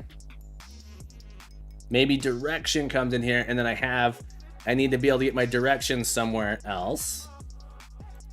All right, so I actually don't have my animated thing in here. My idea is I'm separating these things. So now my enemy character, I can just put that script on my enemy character as well. So I create a component there. So I remove that. I'm reducing the complexity, in my mind, reducing the complexity of this script. I no longer need to have references, those things in there. Gotcha. I'm trying to reduce the complexity. I don't know that I actually am. And the idea being that now on my enemy, I can add in an animated controller here and say, oh, well, this is the enemy and this is its sprite like this. And now my enemy will actually have a nice little walking animation to it. Maybe. The direction is not correct. Interesting here. Oh, I can't stand it when it's not organized this way. It just like gets, in my mind, it's all about managing complexity. In my mind, it's all about programmer sanity for me, right? I'm doing this for me and potentially other people. I've just worked with so much code in the past that was so disorganized that it's hard to understand what else is going on with it. Something that's interesting here, I'm slightly surprised, let's come into my enemy here, that I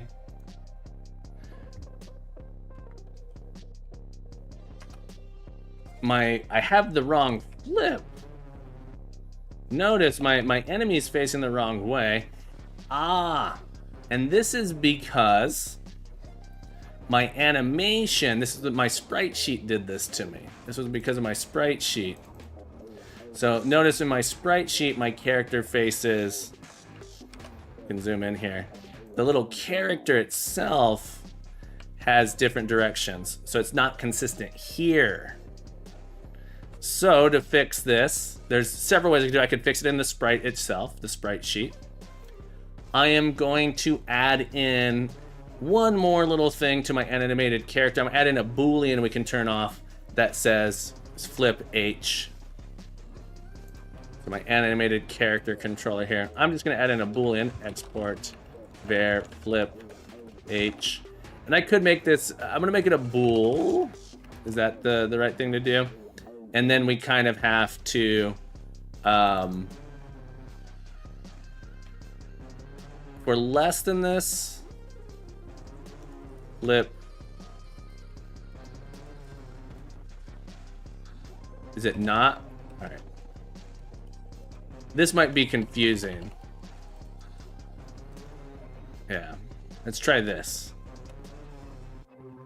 And now on this guy, flip H is on. There we go. Now we got the meanie beanie animating the right direction. If we come into our remote and modify the meanie beanie here to be going the other direction, start walking the other direction. And we can follow it down that way. And then they'll just sort of go off into the abyss there. Okay. The abyss. Pretty happy with this. I think I want to make a commit. And save the work I've done here. Trying to decide if it makes sense to abstract out this direction as well. This feels fine to me here. But I could abstract out this code doesn't feel too bad, but then so basically making it so my character at the top would have no script on it, right? Character on the top would have no script on it. So maybe I will. Just in the spirit of doing this all in one, let's create a movement controller. Okay, we'll make a new node class, name movement controller. Okay. And movement controller needs to have two things. Export var direction, like this. And direction's going to be a float. And we'll take this code here. We need gravity as well, perhaps.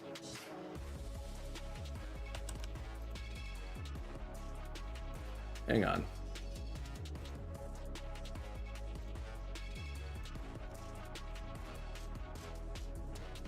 All right, this is our physics process. It's going to yell at us saying it doesn't have these things. We need to export a var. It's going to be our character. Character body to D, and all of these become character dot. And this should really be, oh, I see, it is essentially a constant that gets loaded at the start. Okay, I see. Can I make static variables? If the character is on floor,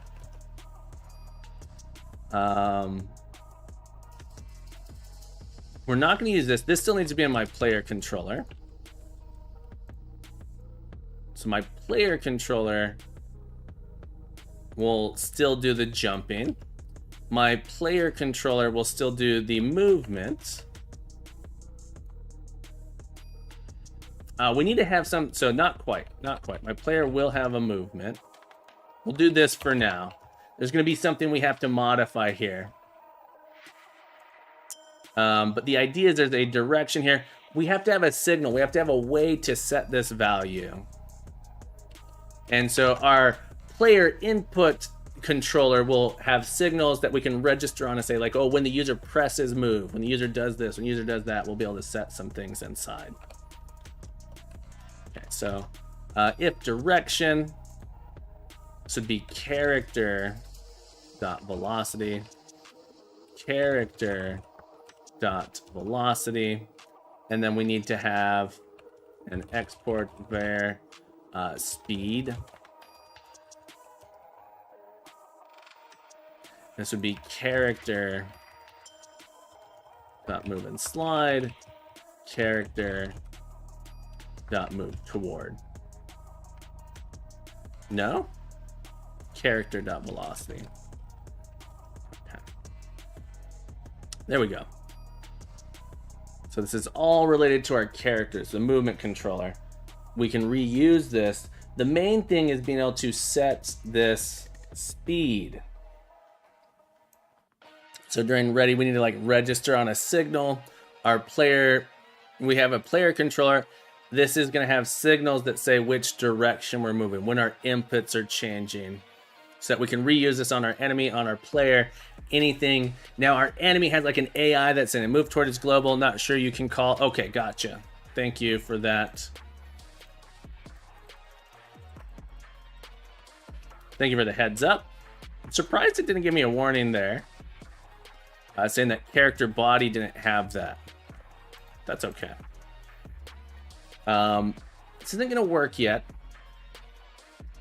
We need to add in a signal. Let me open up my coin to remember how I did that. My coin. Is that not where I put it? I guess I did it in... Yeah, I'm surprised. Yeah, it's true. You are correct. I'm just slightly surprised it didn't give me a warning or something like that. Where did I put my signal previously? I know these have signals. Oh, it's on my...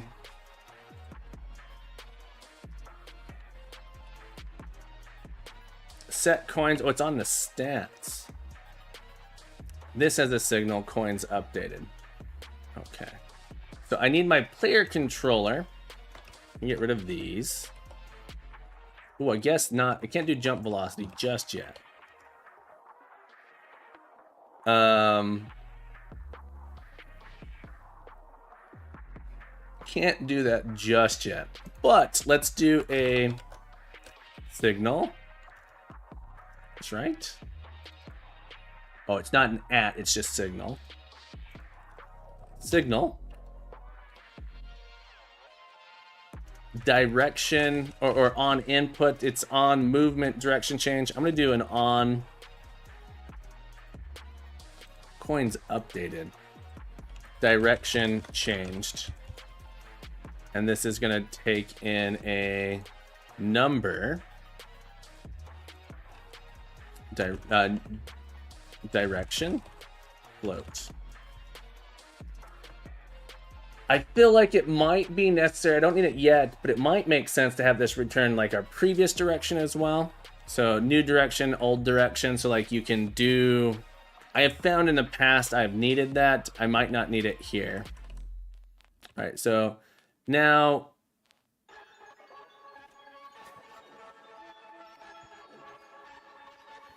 the simplest thing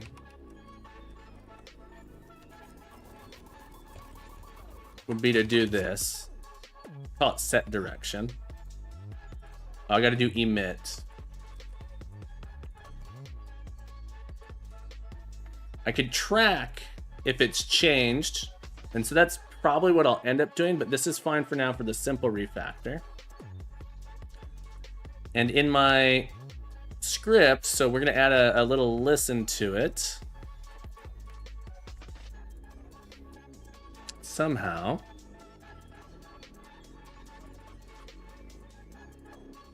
I'm going to call set coins, it emits it. Our coin itself can also add the listen via code.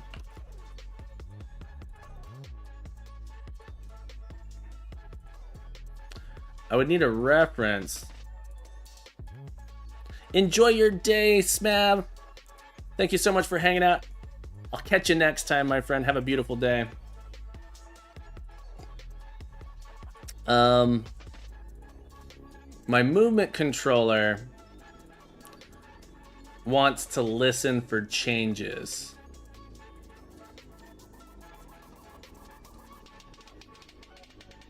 Yeah, my movement controller wants to listen for changes. Where did I previously register? I emit it here. I must have on body entered. Where did I add that code?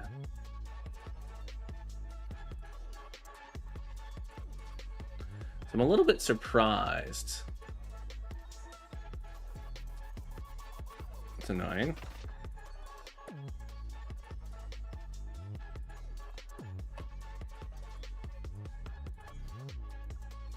Note on the top there. No, I get it. I just, when I click this, I remember adding this somewhere. Go to method.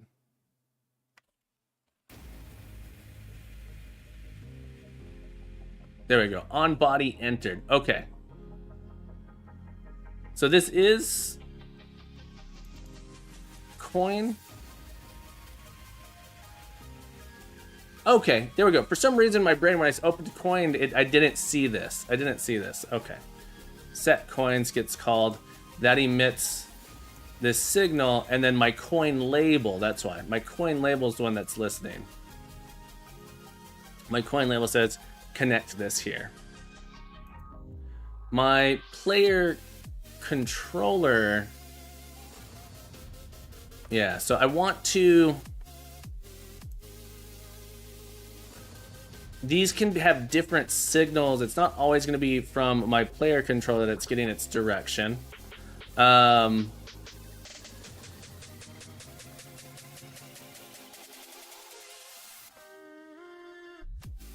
movement ready.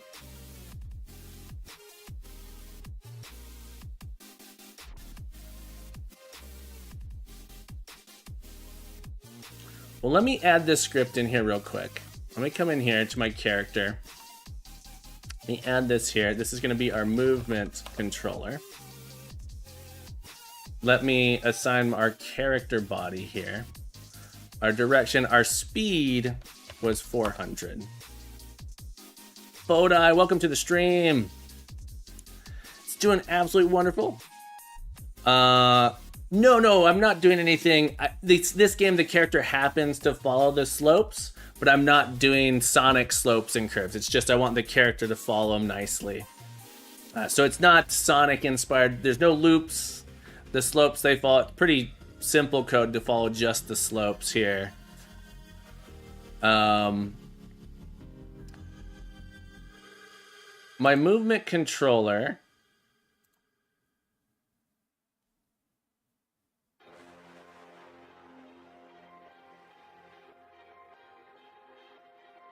signals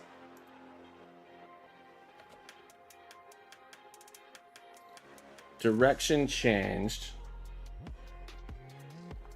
I want this one to listen for changes. I don't want this one to from the player. Let me rename this player. Character.has signal direction changed.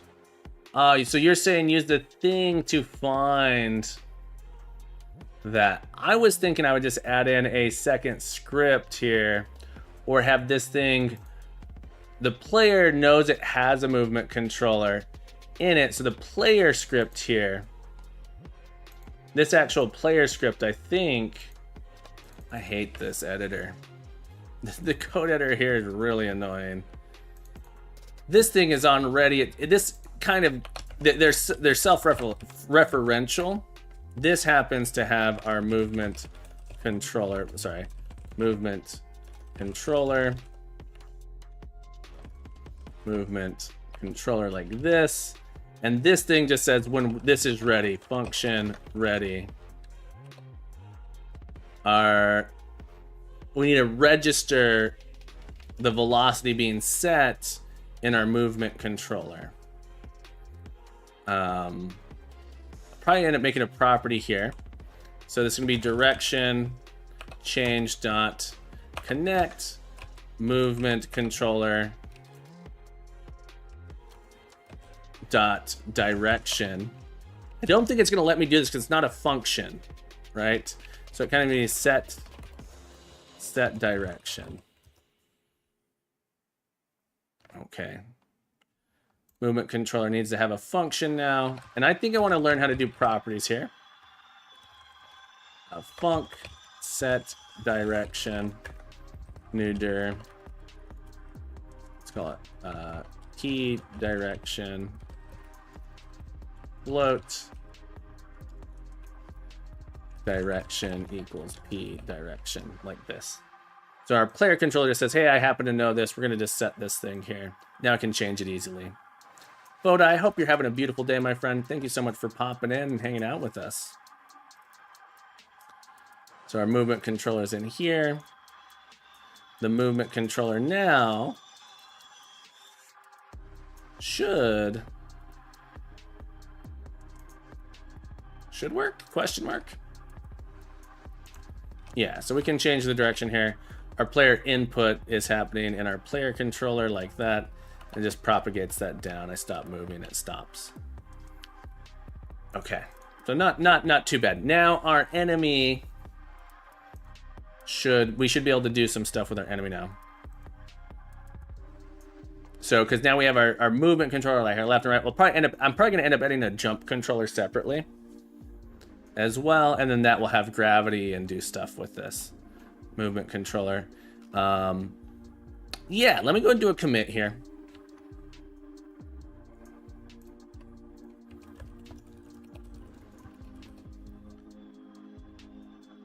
Yeah, it's running kind of slow. Feature, or really it's a chore, refactor. Abstract components to use, abstract components to individual scripts. Okay.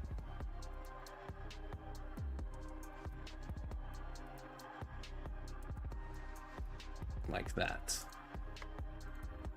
I don't need this ready here. And now I want to create a enemy AI, so to speak. So like a patrolling enemy is what I want to do. And have my enemy sort of move until it bumps into something, move until it's about to fall off of something. So I want to have an enemy patrol AI script that I can attach to my enemy here. One thing I kind of would like to do is to... I click script now, it opens in there. I hate that. I'm not sure how I feel about the script being attached to the player here. Part of me feels like I should make an internal component. This outside thing, I shouldn't have a script attached to it. And I think I want to do that and make this like a player controller inside. And so I'm going to create one more script here. Player controller. Oh, I already have a thing called player controller. This should essentially be its own body, and now should reference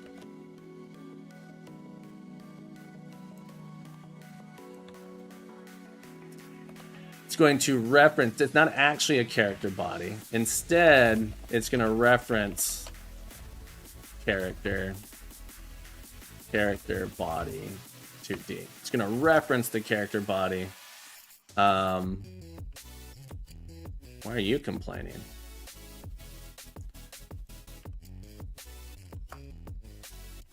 Oh, thank you.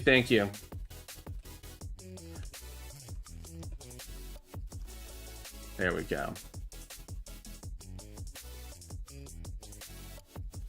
Do we not get an input now? Oh no, this is for is on floor. I was like, that feels like it should be static.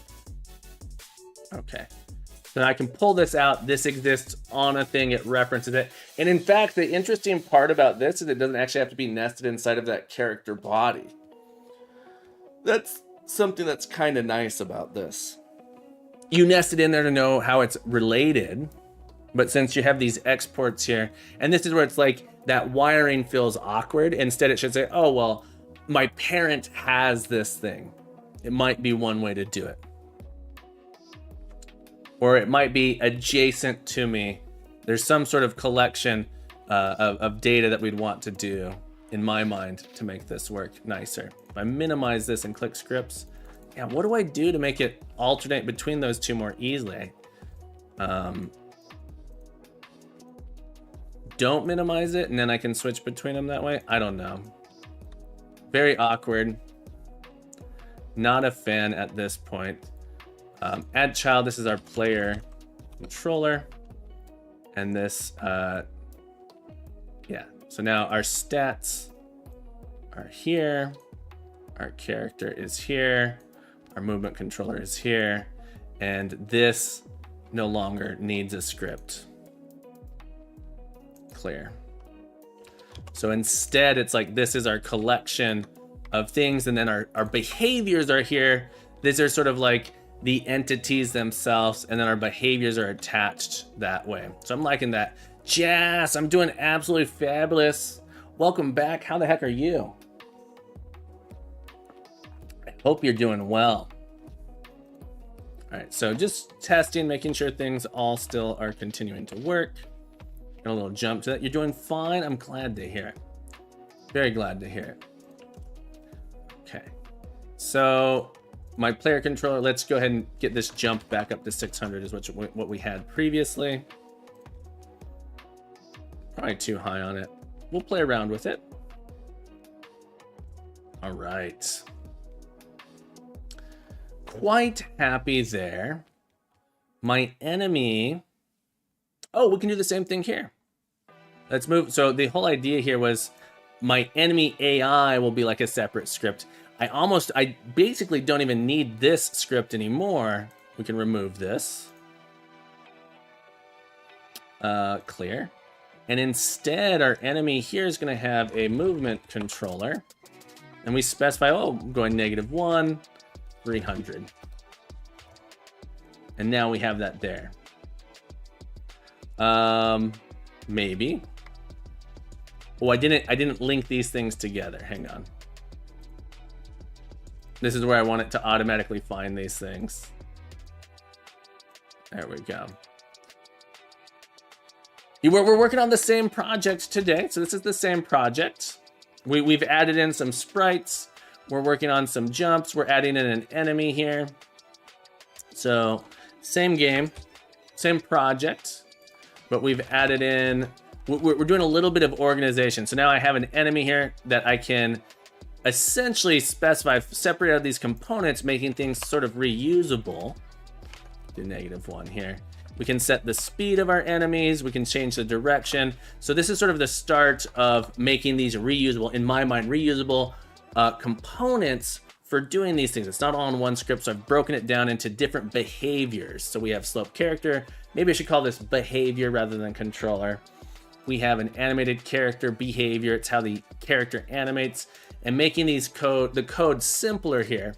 Now I want to add in a patrolling enemy behavior, and the patrolling enemy behavior is going to change our movement control. It's going to turn its direction on and off, maybe change the speed if we're close to the player. So it allows us to basically simplify having these things and reuse them, and then compartmentalize our logic for each of our components. And the next thing I want to do is make my enemy, when it bumps into the player, turn around. If it reaches, probably gonna have two things here. The first one is if it bumps into an obstacle. So when it bumps into our player, I want to have it turn around. So I want to change these coins while I'm here. Let's go into my coin, and I'm just gonna scale this down. Can I just do a full scale here? 0.5. I feel like my coin's too big. 0.25. Make some smaller coins. If I go back to my main scene here, yeah, shrink my coins down like that. All right, this coin, this coin, this coin. All right, move that up here. We'll make it so that the meanie beanie can't collect it, but we'll have some AI here where our AI, if it bumps into the player, if it bumps into something, it's going to go ahead and turn around. I'm not quite sure how to do that. I'm assuming I can do a collision enter type thing here. So I go to my enemy here. Sorry, my collision shape here. Ooh, there isn't a...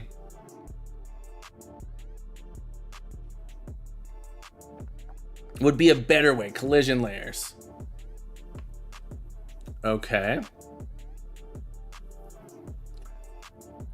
I want to make it so that way if my enemy collides with my player, with essentially another player, a player or another enemy, that it turns around, or a wall.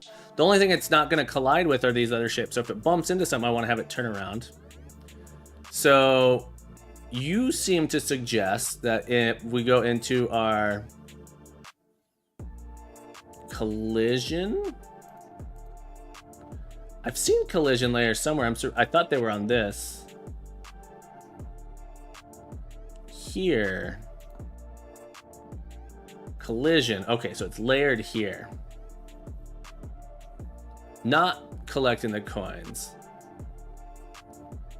Oh, gotcha. Yeah, I can. That's it. That one makes sense. I want to have it turn around. To make it not collect the coins, I could just say, oh, don't collide with that thing, right? So I could take all my coins. Here, let's go ahead and do this real quick. I could go into... I don't like that these can't be labeled. Maybe... Oh, edit layer names? Okay, you can label them. Okay, I like that. Let's go into our coin. This one will be easy, I believe. Go into our coin, and we can make it our collision layer. Understanding the difference between these. This is saying what this can collide with, I believe. So let me edit layer names. Layer 1, I'm going to call this player. If I hover now, okay, so I get player here. Where I am at, okay, what I collide with. I collide with ones. So then we'll do another one here. Collectibles. So it's on 2. It collides with 1. And we need a third one. Enemies. Alright, so I want to be able to collide with my player, but not the enemies. In my scene here, my player is on player, it's on 1. It collides with 2s and 3s. Technically, I suppose it could collide with that. There's also a ground layer. All right, so let's do one more. Ground or terrain. Okay. And now our path here is technically terrain. And it will collide with the... Oh, this is... I've selected the wrong thing here. That's interesting. Static body. There we go. Yeah, I had the wrong object selected. Thank you.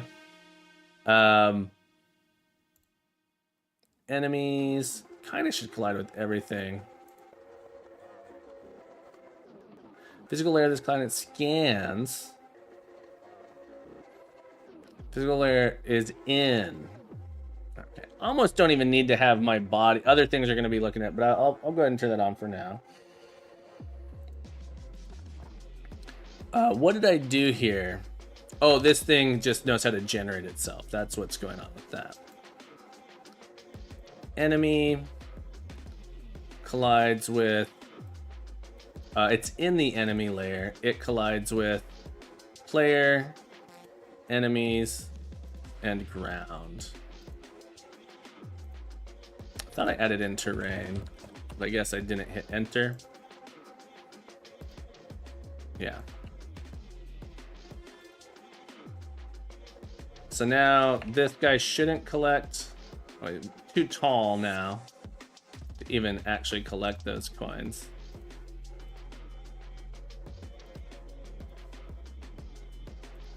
Or too short, the coin's too high. All right, so now he just ignores those, but I should be able to still collect them, yes. Okay. It should still bump into the player. I didn't check that. Okay. So now I want sort of like an on collision enter. On collision enter. Is there an on collision enter equivalent when these bodies collide, or do I need to add in an area 2D to trigger it? I really want to say if I move into something, what I want to know where I hit it. What's the normal to me, and I want to use that to turn myself around. So I want the equivalent of that.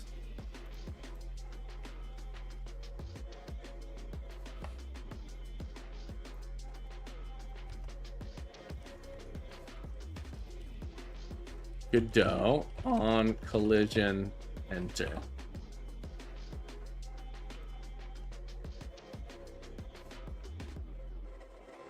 Collision object, static body, character body. I am getting really frustrated by Edge. It started just like putting these weird AI advertisements on every page I open. I'm losing my mind with it. Every time I open up a new page. AI-powered network for devs. Get your message in front of the right developers. I don't want this. How do I turn this off? This is crazy. Edge, disable ads. This is crazy. This is like built into Edge. Ethical ads. Or do I have... Crazy. So the whole reason, yeah, what a feature. The whole reason I switched to Edge, or she welcome back, was because Google made it so that extensions cannot remove ads. They made it so extensions cannot modify the DOM in a way that would remove ads. So the whole reason I switched to Edge was so that way I could keep ad blockers. And they have this like built-in ad thing I'm gonna have to figure out how to disable. It's mind-blowing.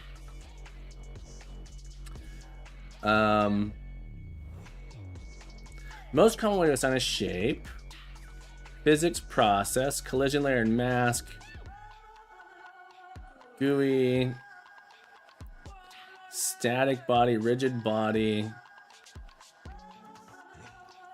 Contact reporting. This is essentially what I want to do. So I tried Firefox, Fodai, and Firefox was just so incredibly slow. Dukasoft, you may not have updated, but the most recent versions of Chrome, I think it literally just came out last month. Firefox performance was horrible on my applications. I've heard good things about Brave. I haven't tried it. What I'll say is I had been impressed with Edge. The reason I used Edge is it was installed. So I could show you the performance. So Firefox just is slow as heck. Slow as heck on my application. It looks, the application I was building, it was crazy slow. And I did end up optimizing it, and I was like, this is wild. And I switched, in Chrome it ran super blazingly fast. And this is just like screen updates. Yeah.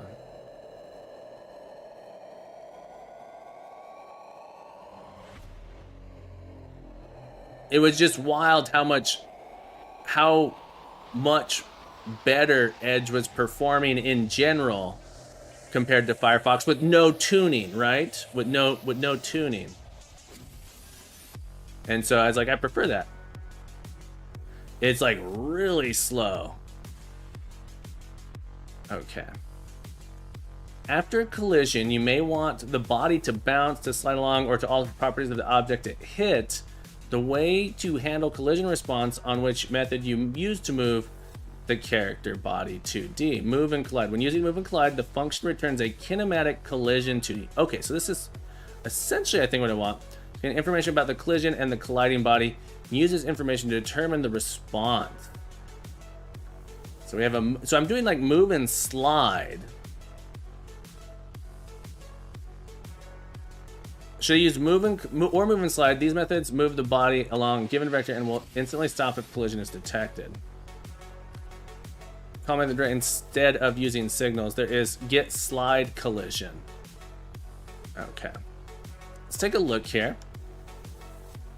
So I'm in my, essentially I want to have like an AI in this. So let me add a, let me create a new script. Let me move these scripts real quick. I'm going to create a new script. This is going to be patrolling AI behavior. Sorry, Duca.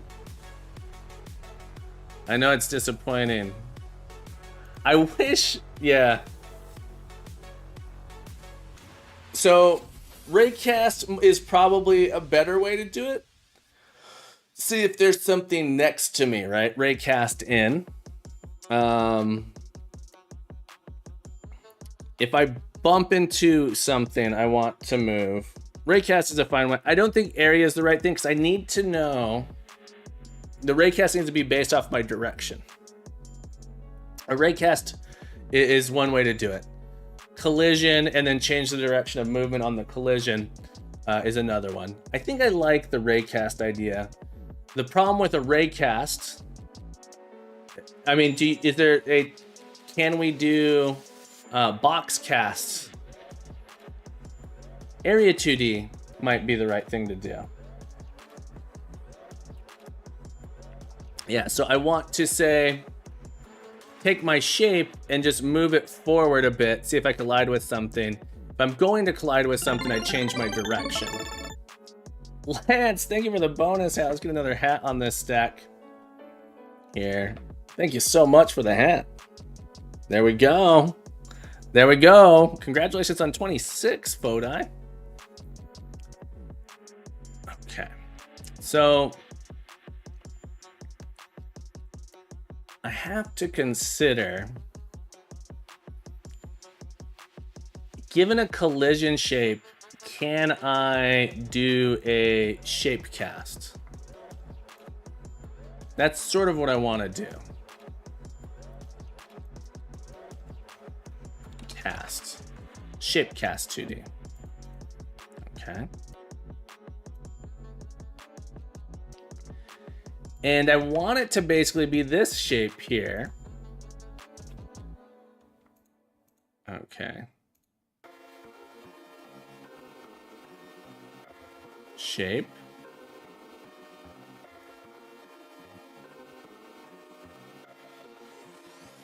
And I suppose we can just make it a capsule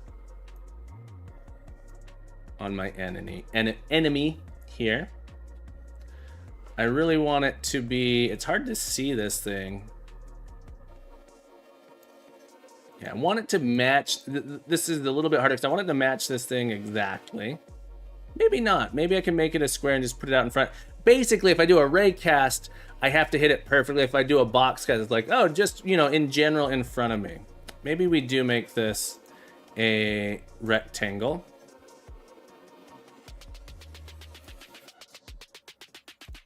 It's so weird that it put it in such a weird spot there. We really want to be going this way. And not very far. Okay. So, boop, just in front of us here. And can I resize this thing?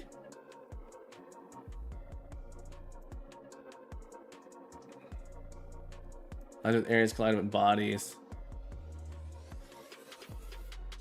Hang on, shape cast, move it out here just so I can see it real quick.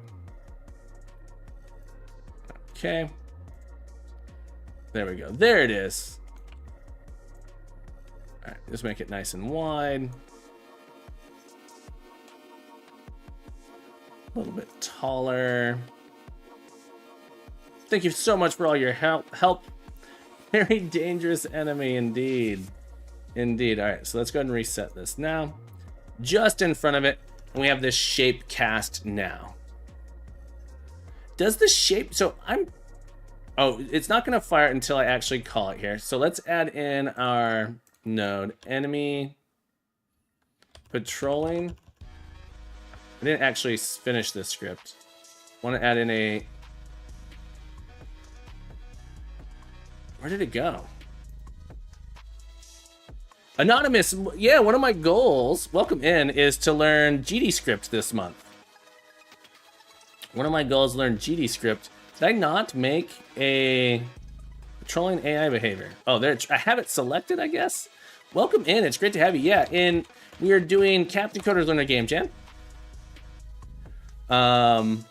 There, so I'm learning about GDScript, I'm learning about Godot. I've always really enjoyed every time I've happened to use Godot. And this month is Learn You a Game Jam. And so I'm in the spirit of Learn You a Game Jam to help promote all the stuff that I want you guys to learn. I'm learning a bunch of new stuff myself. And so let me finish this real quick, and then I'll show you a little promo for our Learn You a Game Jam, which is coming up on June 19th. You need to also configure the collision mask on the shape. That makes sense.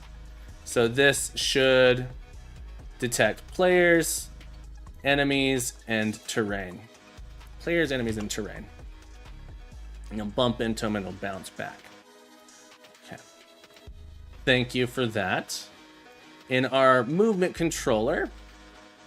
Nope, this is not what I want. Why is it patrolling enemy AI? Class, name, patrolling AI behavior. Like that. You're losing the Humble Bundle. Very nice. I've heard good things about it's like the most recent one, right? Has some really good stuff in it from what I understand. So we're going to add this in here. And this needs to have two things that are going to be connected here. We want to have our movement bear movement controller. Movement controller. And then also we want to have our shape cast ray or shape cast. Let's follow Godot conventions here. GDScript shape cast 2D. We have these two things, and then in our physics update, physics process, we are going to check if this shape cast is hitting something. If it is, we need to change our direction. So one thing that's interesting is this is like our left shape cast, like our left direction shape cast, our right direction shape cast, and then we sort of have to swap them out there. Yeah, welcome back to the stream. Hope you're having a beautiful day. So this will work just for going left, which feels a little bit strange, and then we're gonna have to have one for going right.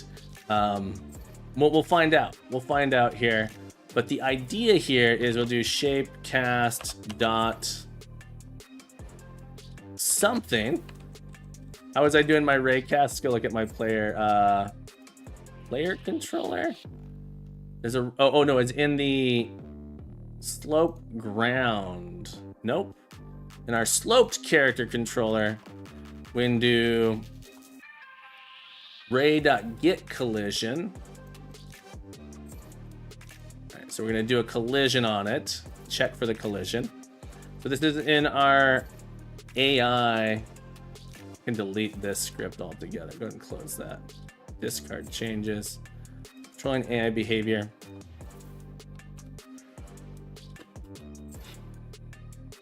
Shape cast dot is colliding. If we're colliding, I'm going to change my direction to go the other way. C# is worse. We try not, you know, it's all opinion based. The best monster ever. So I'm going to set my direction to be 1. So this is like our left shape cast. Is there a rename? Is there a refactor? There's no refactor variable name. Is there a refactor variable name? Does anyone know? Our shape cast, so like our left direction here. All right, let's try this. Immediately run into a problem. Oh, I didn't set these values, of course. In our patrolling enemy behavior, we're going to say this is our shape cast. This is the movement controller. Oh, that's gnarly. That's gnarly.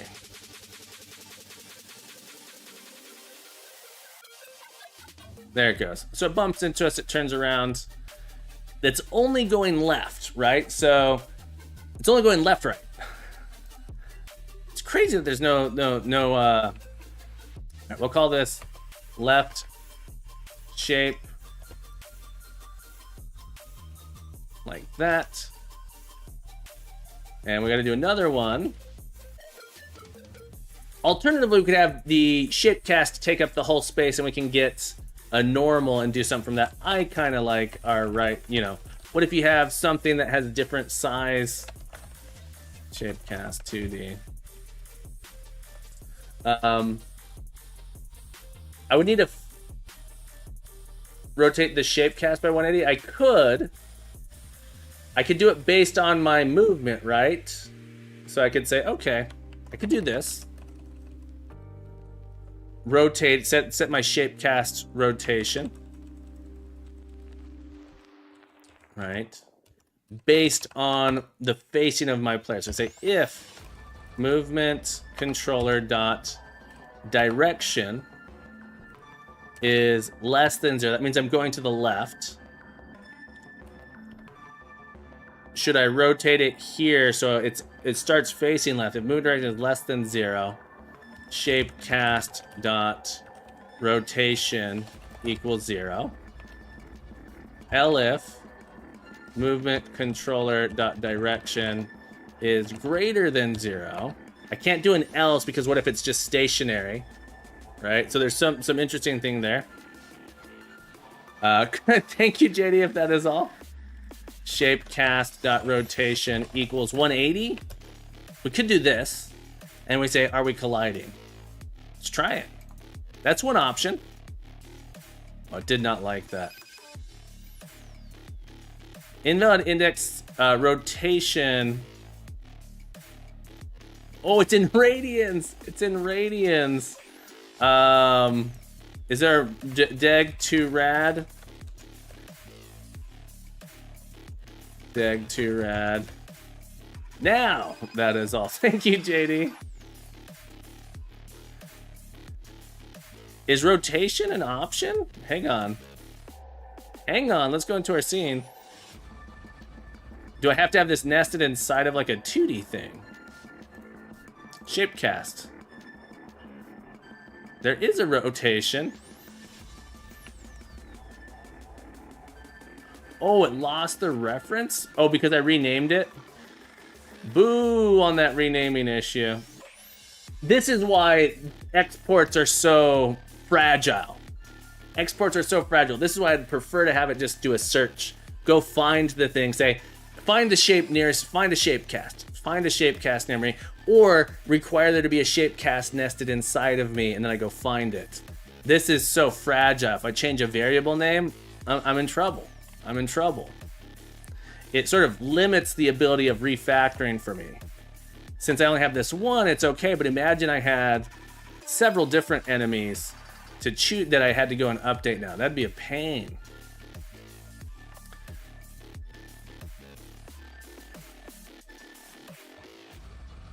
There we go. Oh, okay.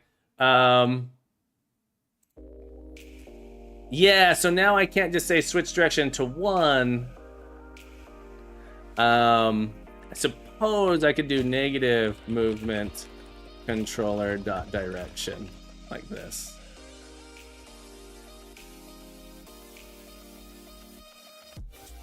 Yeah.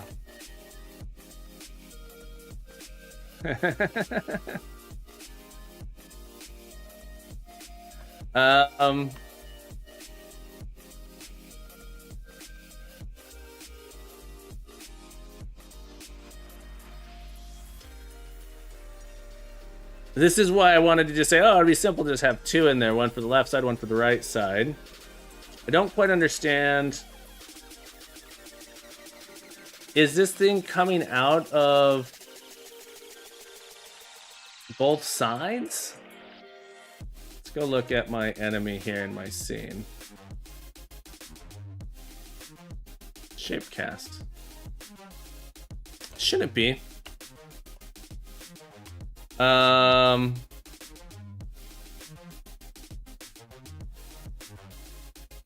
is going on with that? What am I colliding with?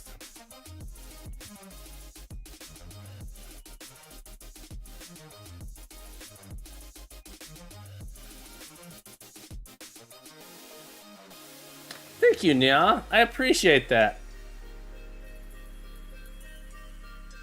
Are you saying I'm being a hater somehow?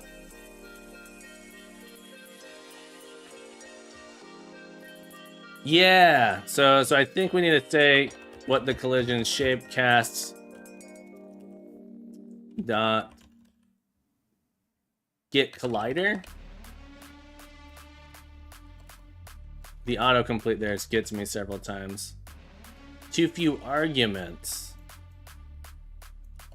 Dot collision result.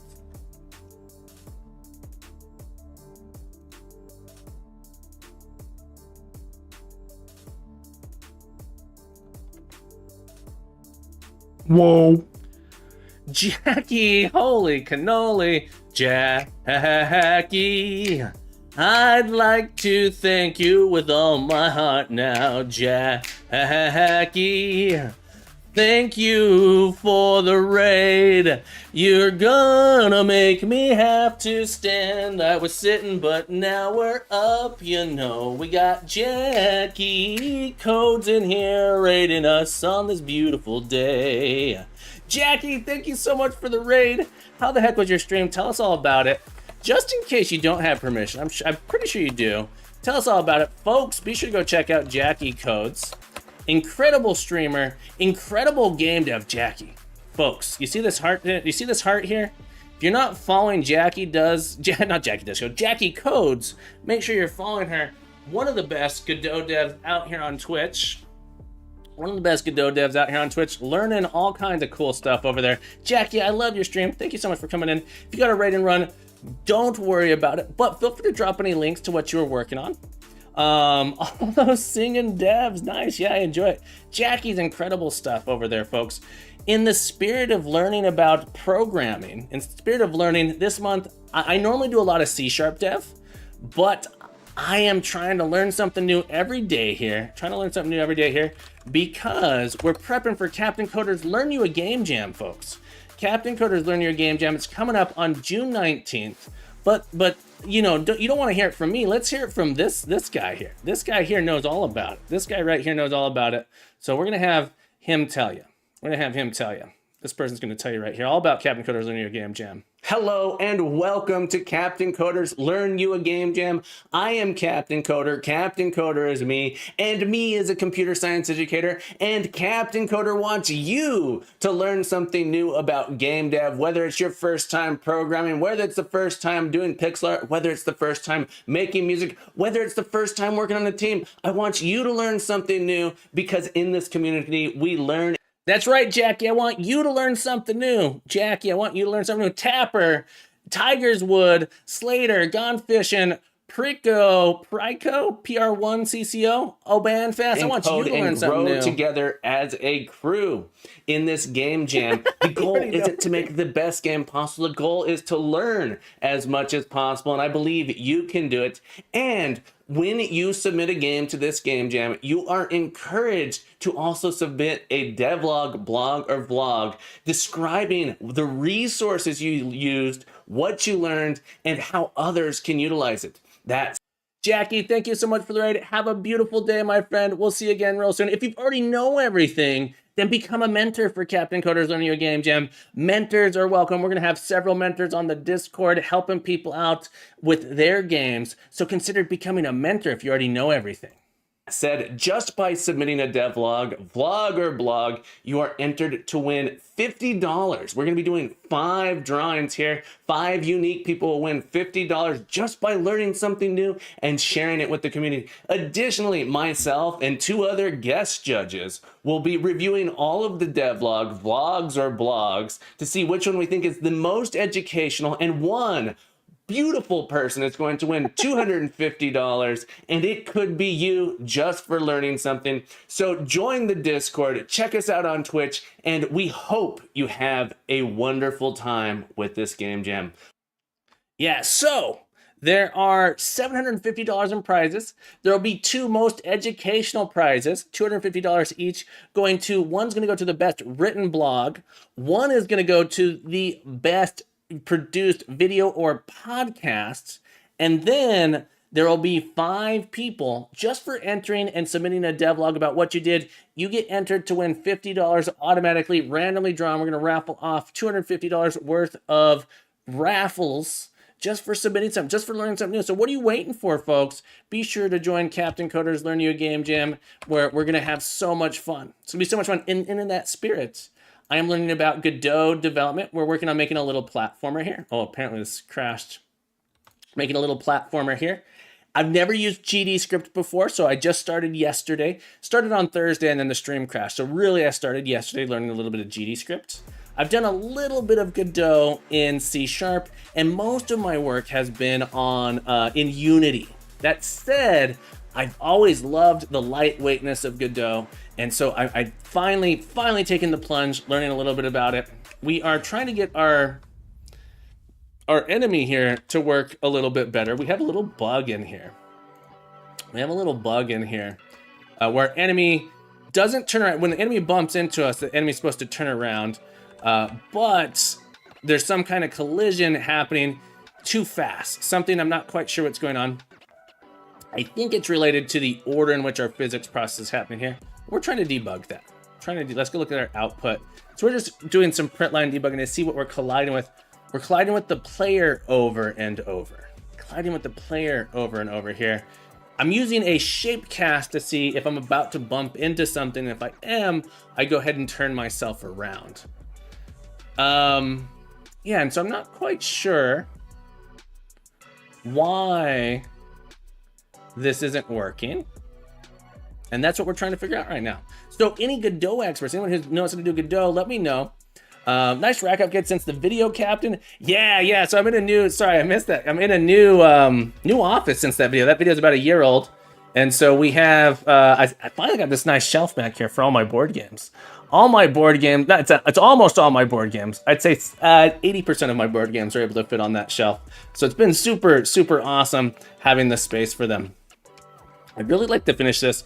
I am trying to wrap up here. We've been going for 3 hours. I'm gonna be back later today. But yeah, do I see, there is some Magic the Gathering back there. I haven't been actively participating in Magic the Gathering the last couple years. Just so expensive. Card games again, Slater. Yeah, we got tons of card games back there.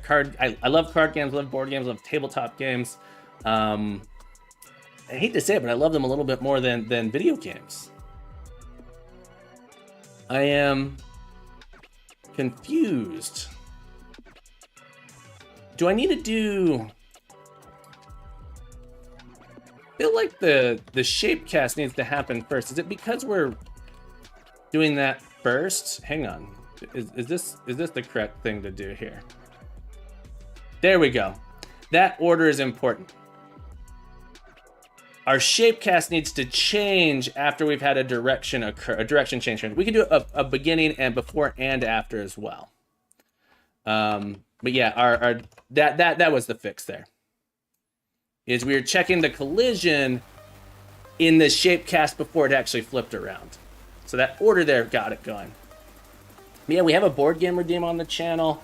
We have we play Q-less. So there's some fun stuff we can do on this channel. But thank you guys so much for being here. Thank you so much for all the follows. Jackie, again, thank you so much for the raid. I hope you guys will consider joining Captain Coder's Learn You a Game Jam. There we go. All right, so now if I jump and I get over in front of this guy, it should turn around. So we have a little bit of a patrolling enemy behavior now, which is nice. That's interesting. Oh, got him. You node functions on the collider to process. Originally, I was going to do the collider, and then someone said they would do this as using a. I almost did it on the collider. Yeah. So I was originally going to do it that way, and then I was convinced to do it this other way. APOC, thank you for the hat. Let's get another hat on this stack. Let's get another hat. Here we go. Here we go. How about an IKEA hat for you? How about an IKEA? Here's an idea. IKEA. Thank you for the hats. Thank you for the hats. All right. So I'm having fun with this. This is quite nice. Yeah, Lance, it's one of the things I actually love about game dev. It's one of the things I love about programming is there's such a large variety of ways to approach something. I can put it here in my physics process. I can put it directly in the collision. I can do it in a bunch of different ways. I feel like doing it directly in the collision kind of makes sense. The downside of that is I think I have to add a signal into it. I don't have to. I can add it directly as a script on that. But because I want the AI behavior here, it doesn't have to be in the physics process. Yeah. Because the way I want to separate the logic, here. Fellow might be reversing before the full walk to the park. Is that the case? I don't think so.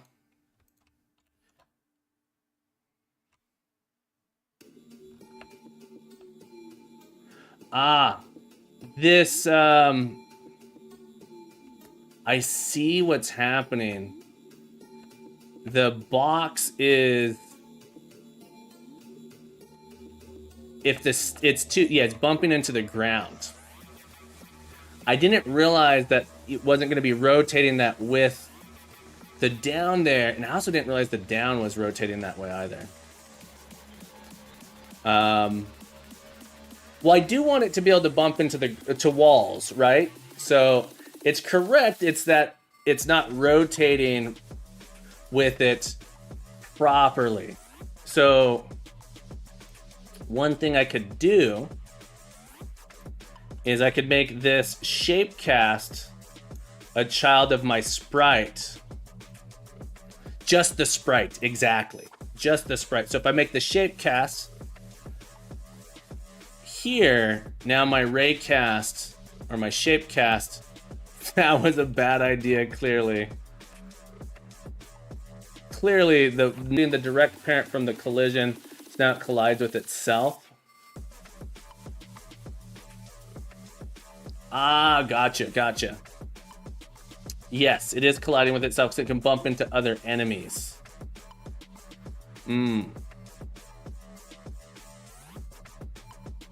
How was it ignoring this previously? Because they share it as simplest as changing the mask or collision layer.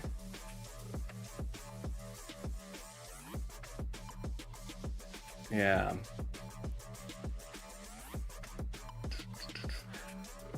So here's the thing, right? The simplest thing would be to make it not bump into the floor. Right now I have it technically listed as terrain. This would solve that. Not just the player. It's a patrolling. It's going to bump into obstacles. The idea is it'll bump into obstacles. Oh, it still did it there. Do I not have this on? I must not have that on the... Hang on.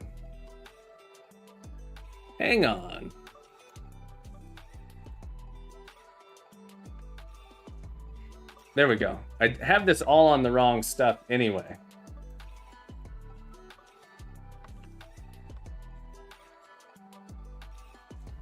This doesn't need a mask? You're saying that this should be in the terrain layer. Is that not true?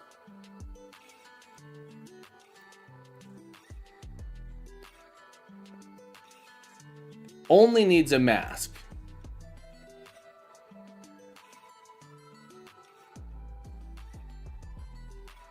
Well, yeah, so I was gonna, sorry.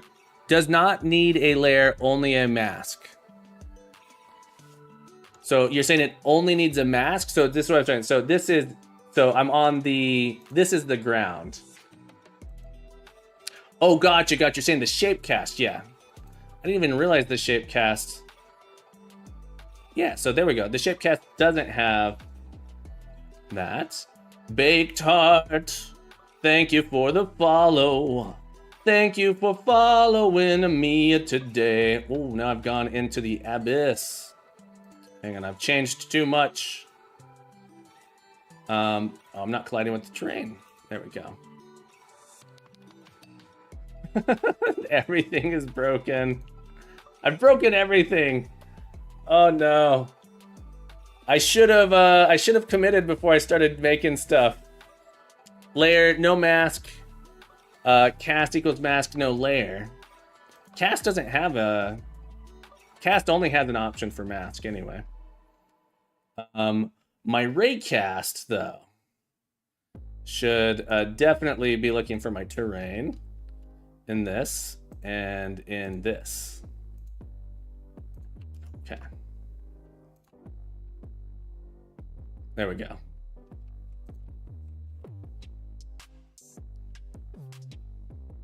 There we go.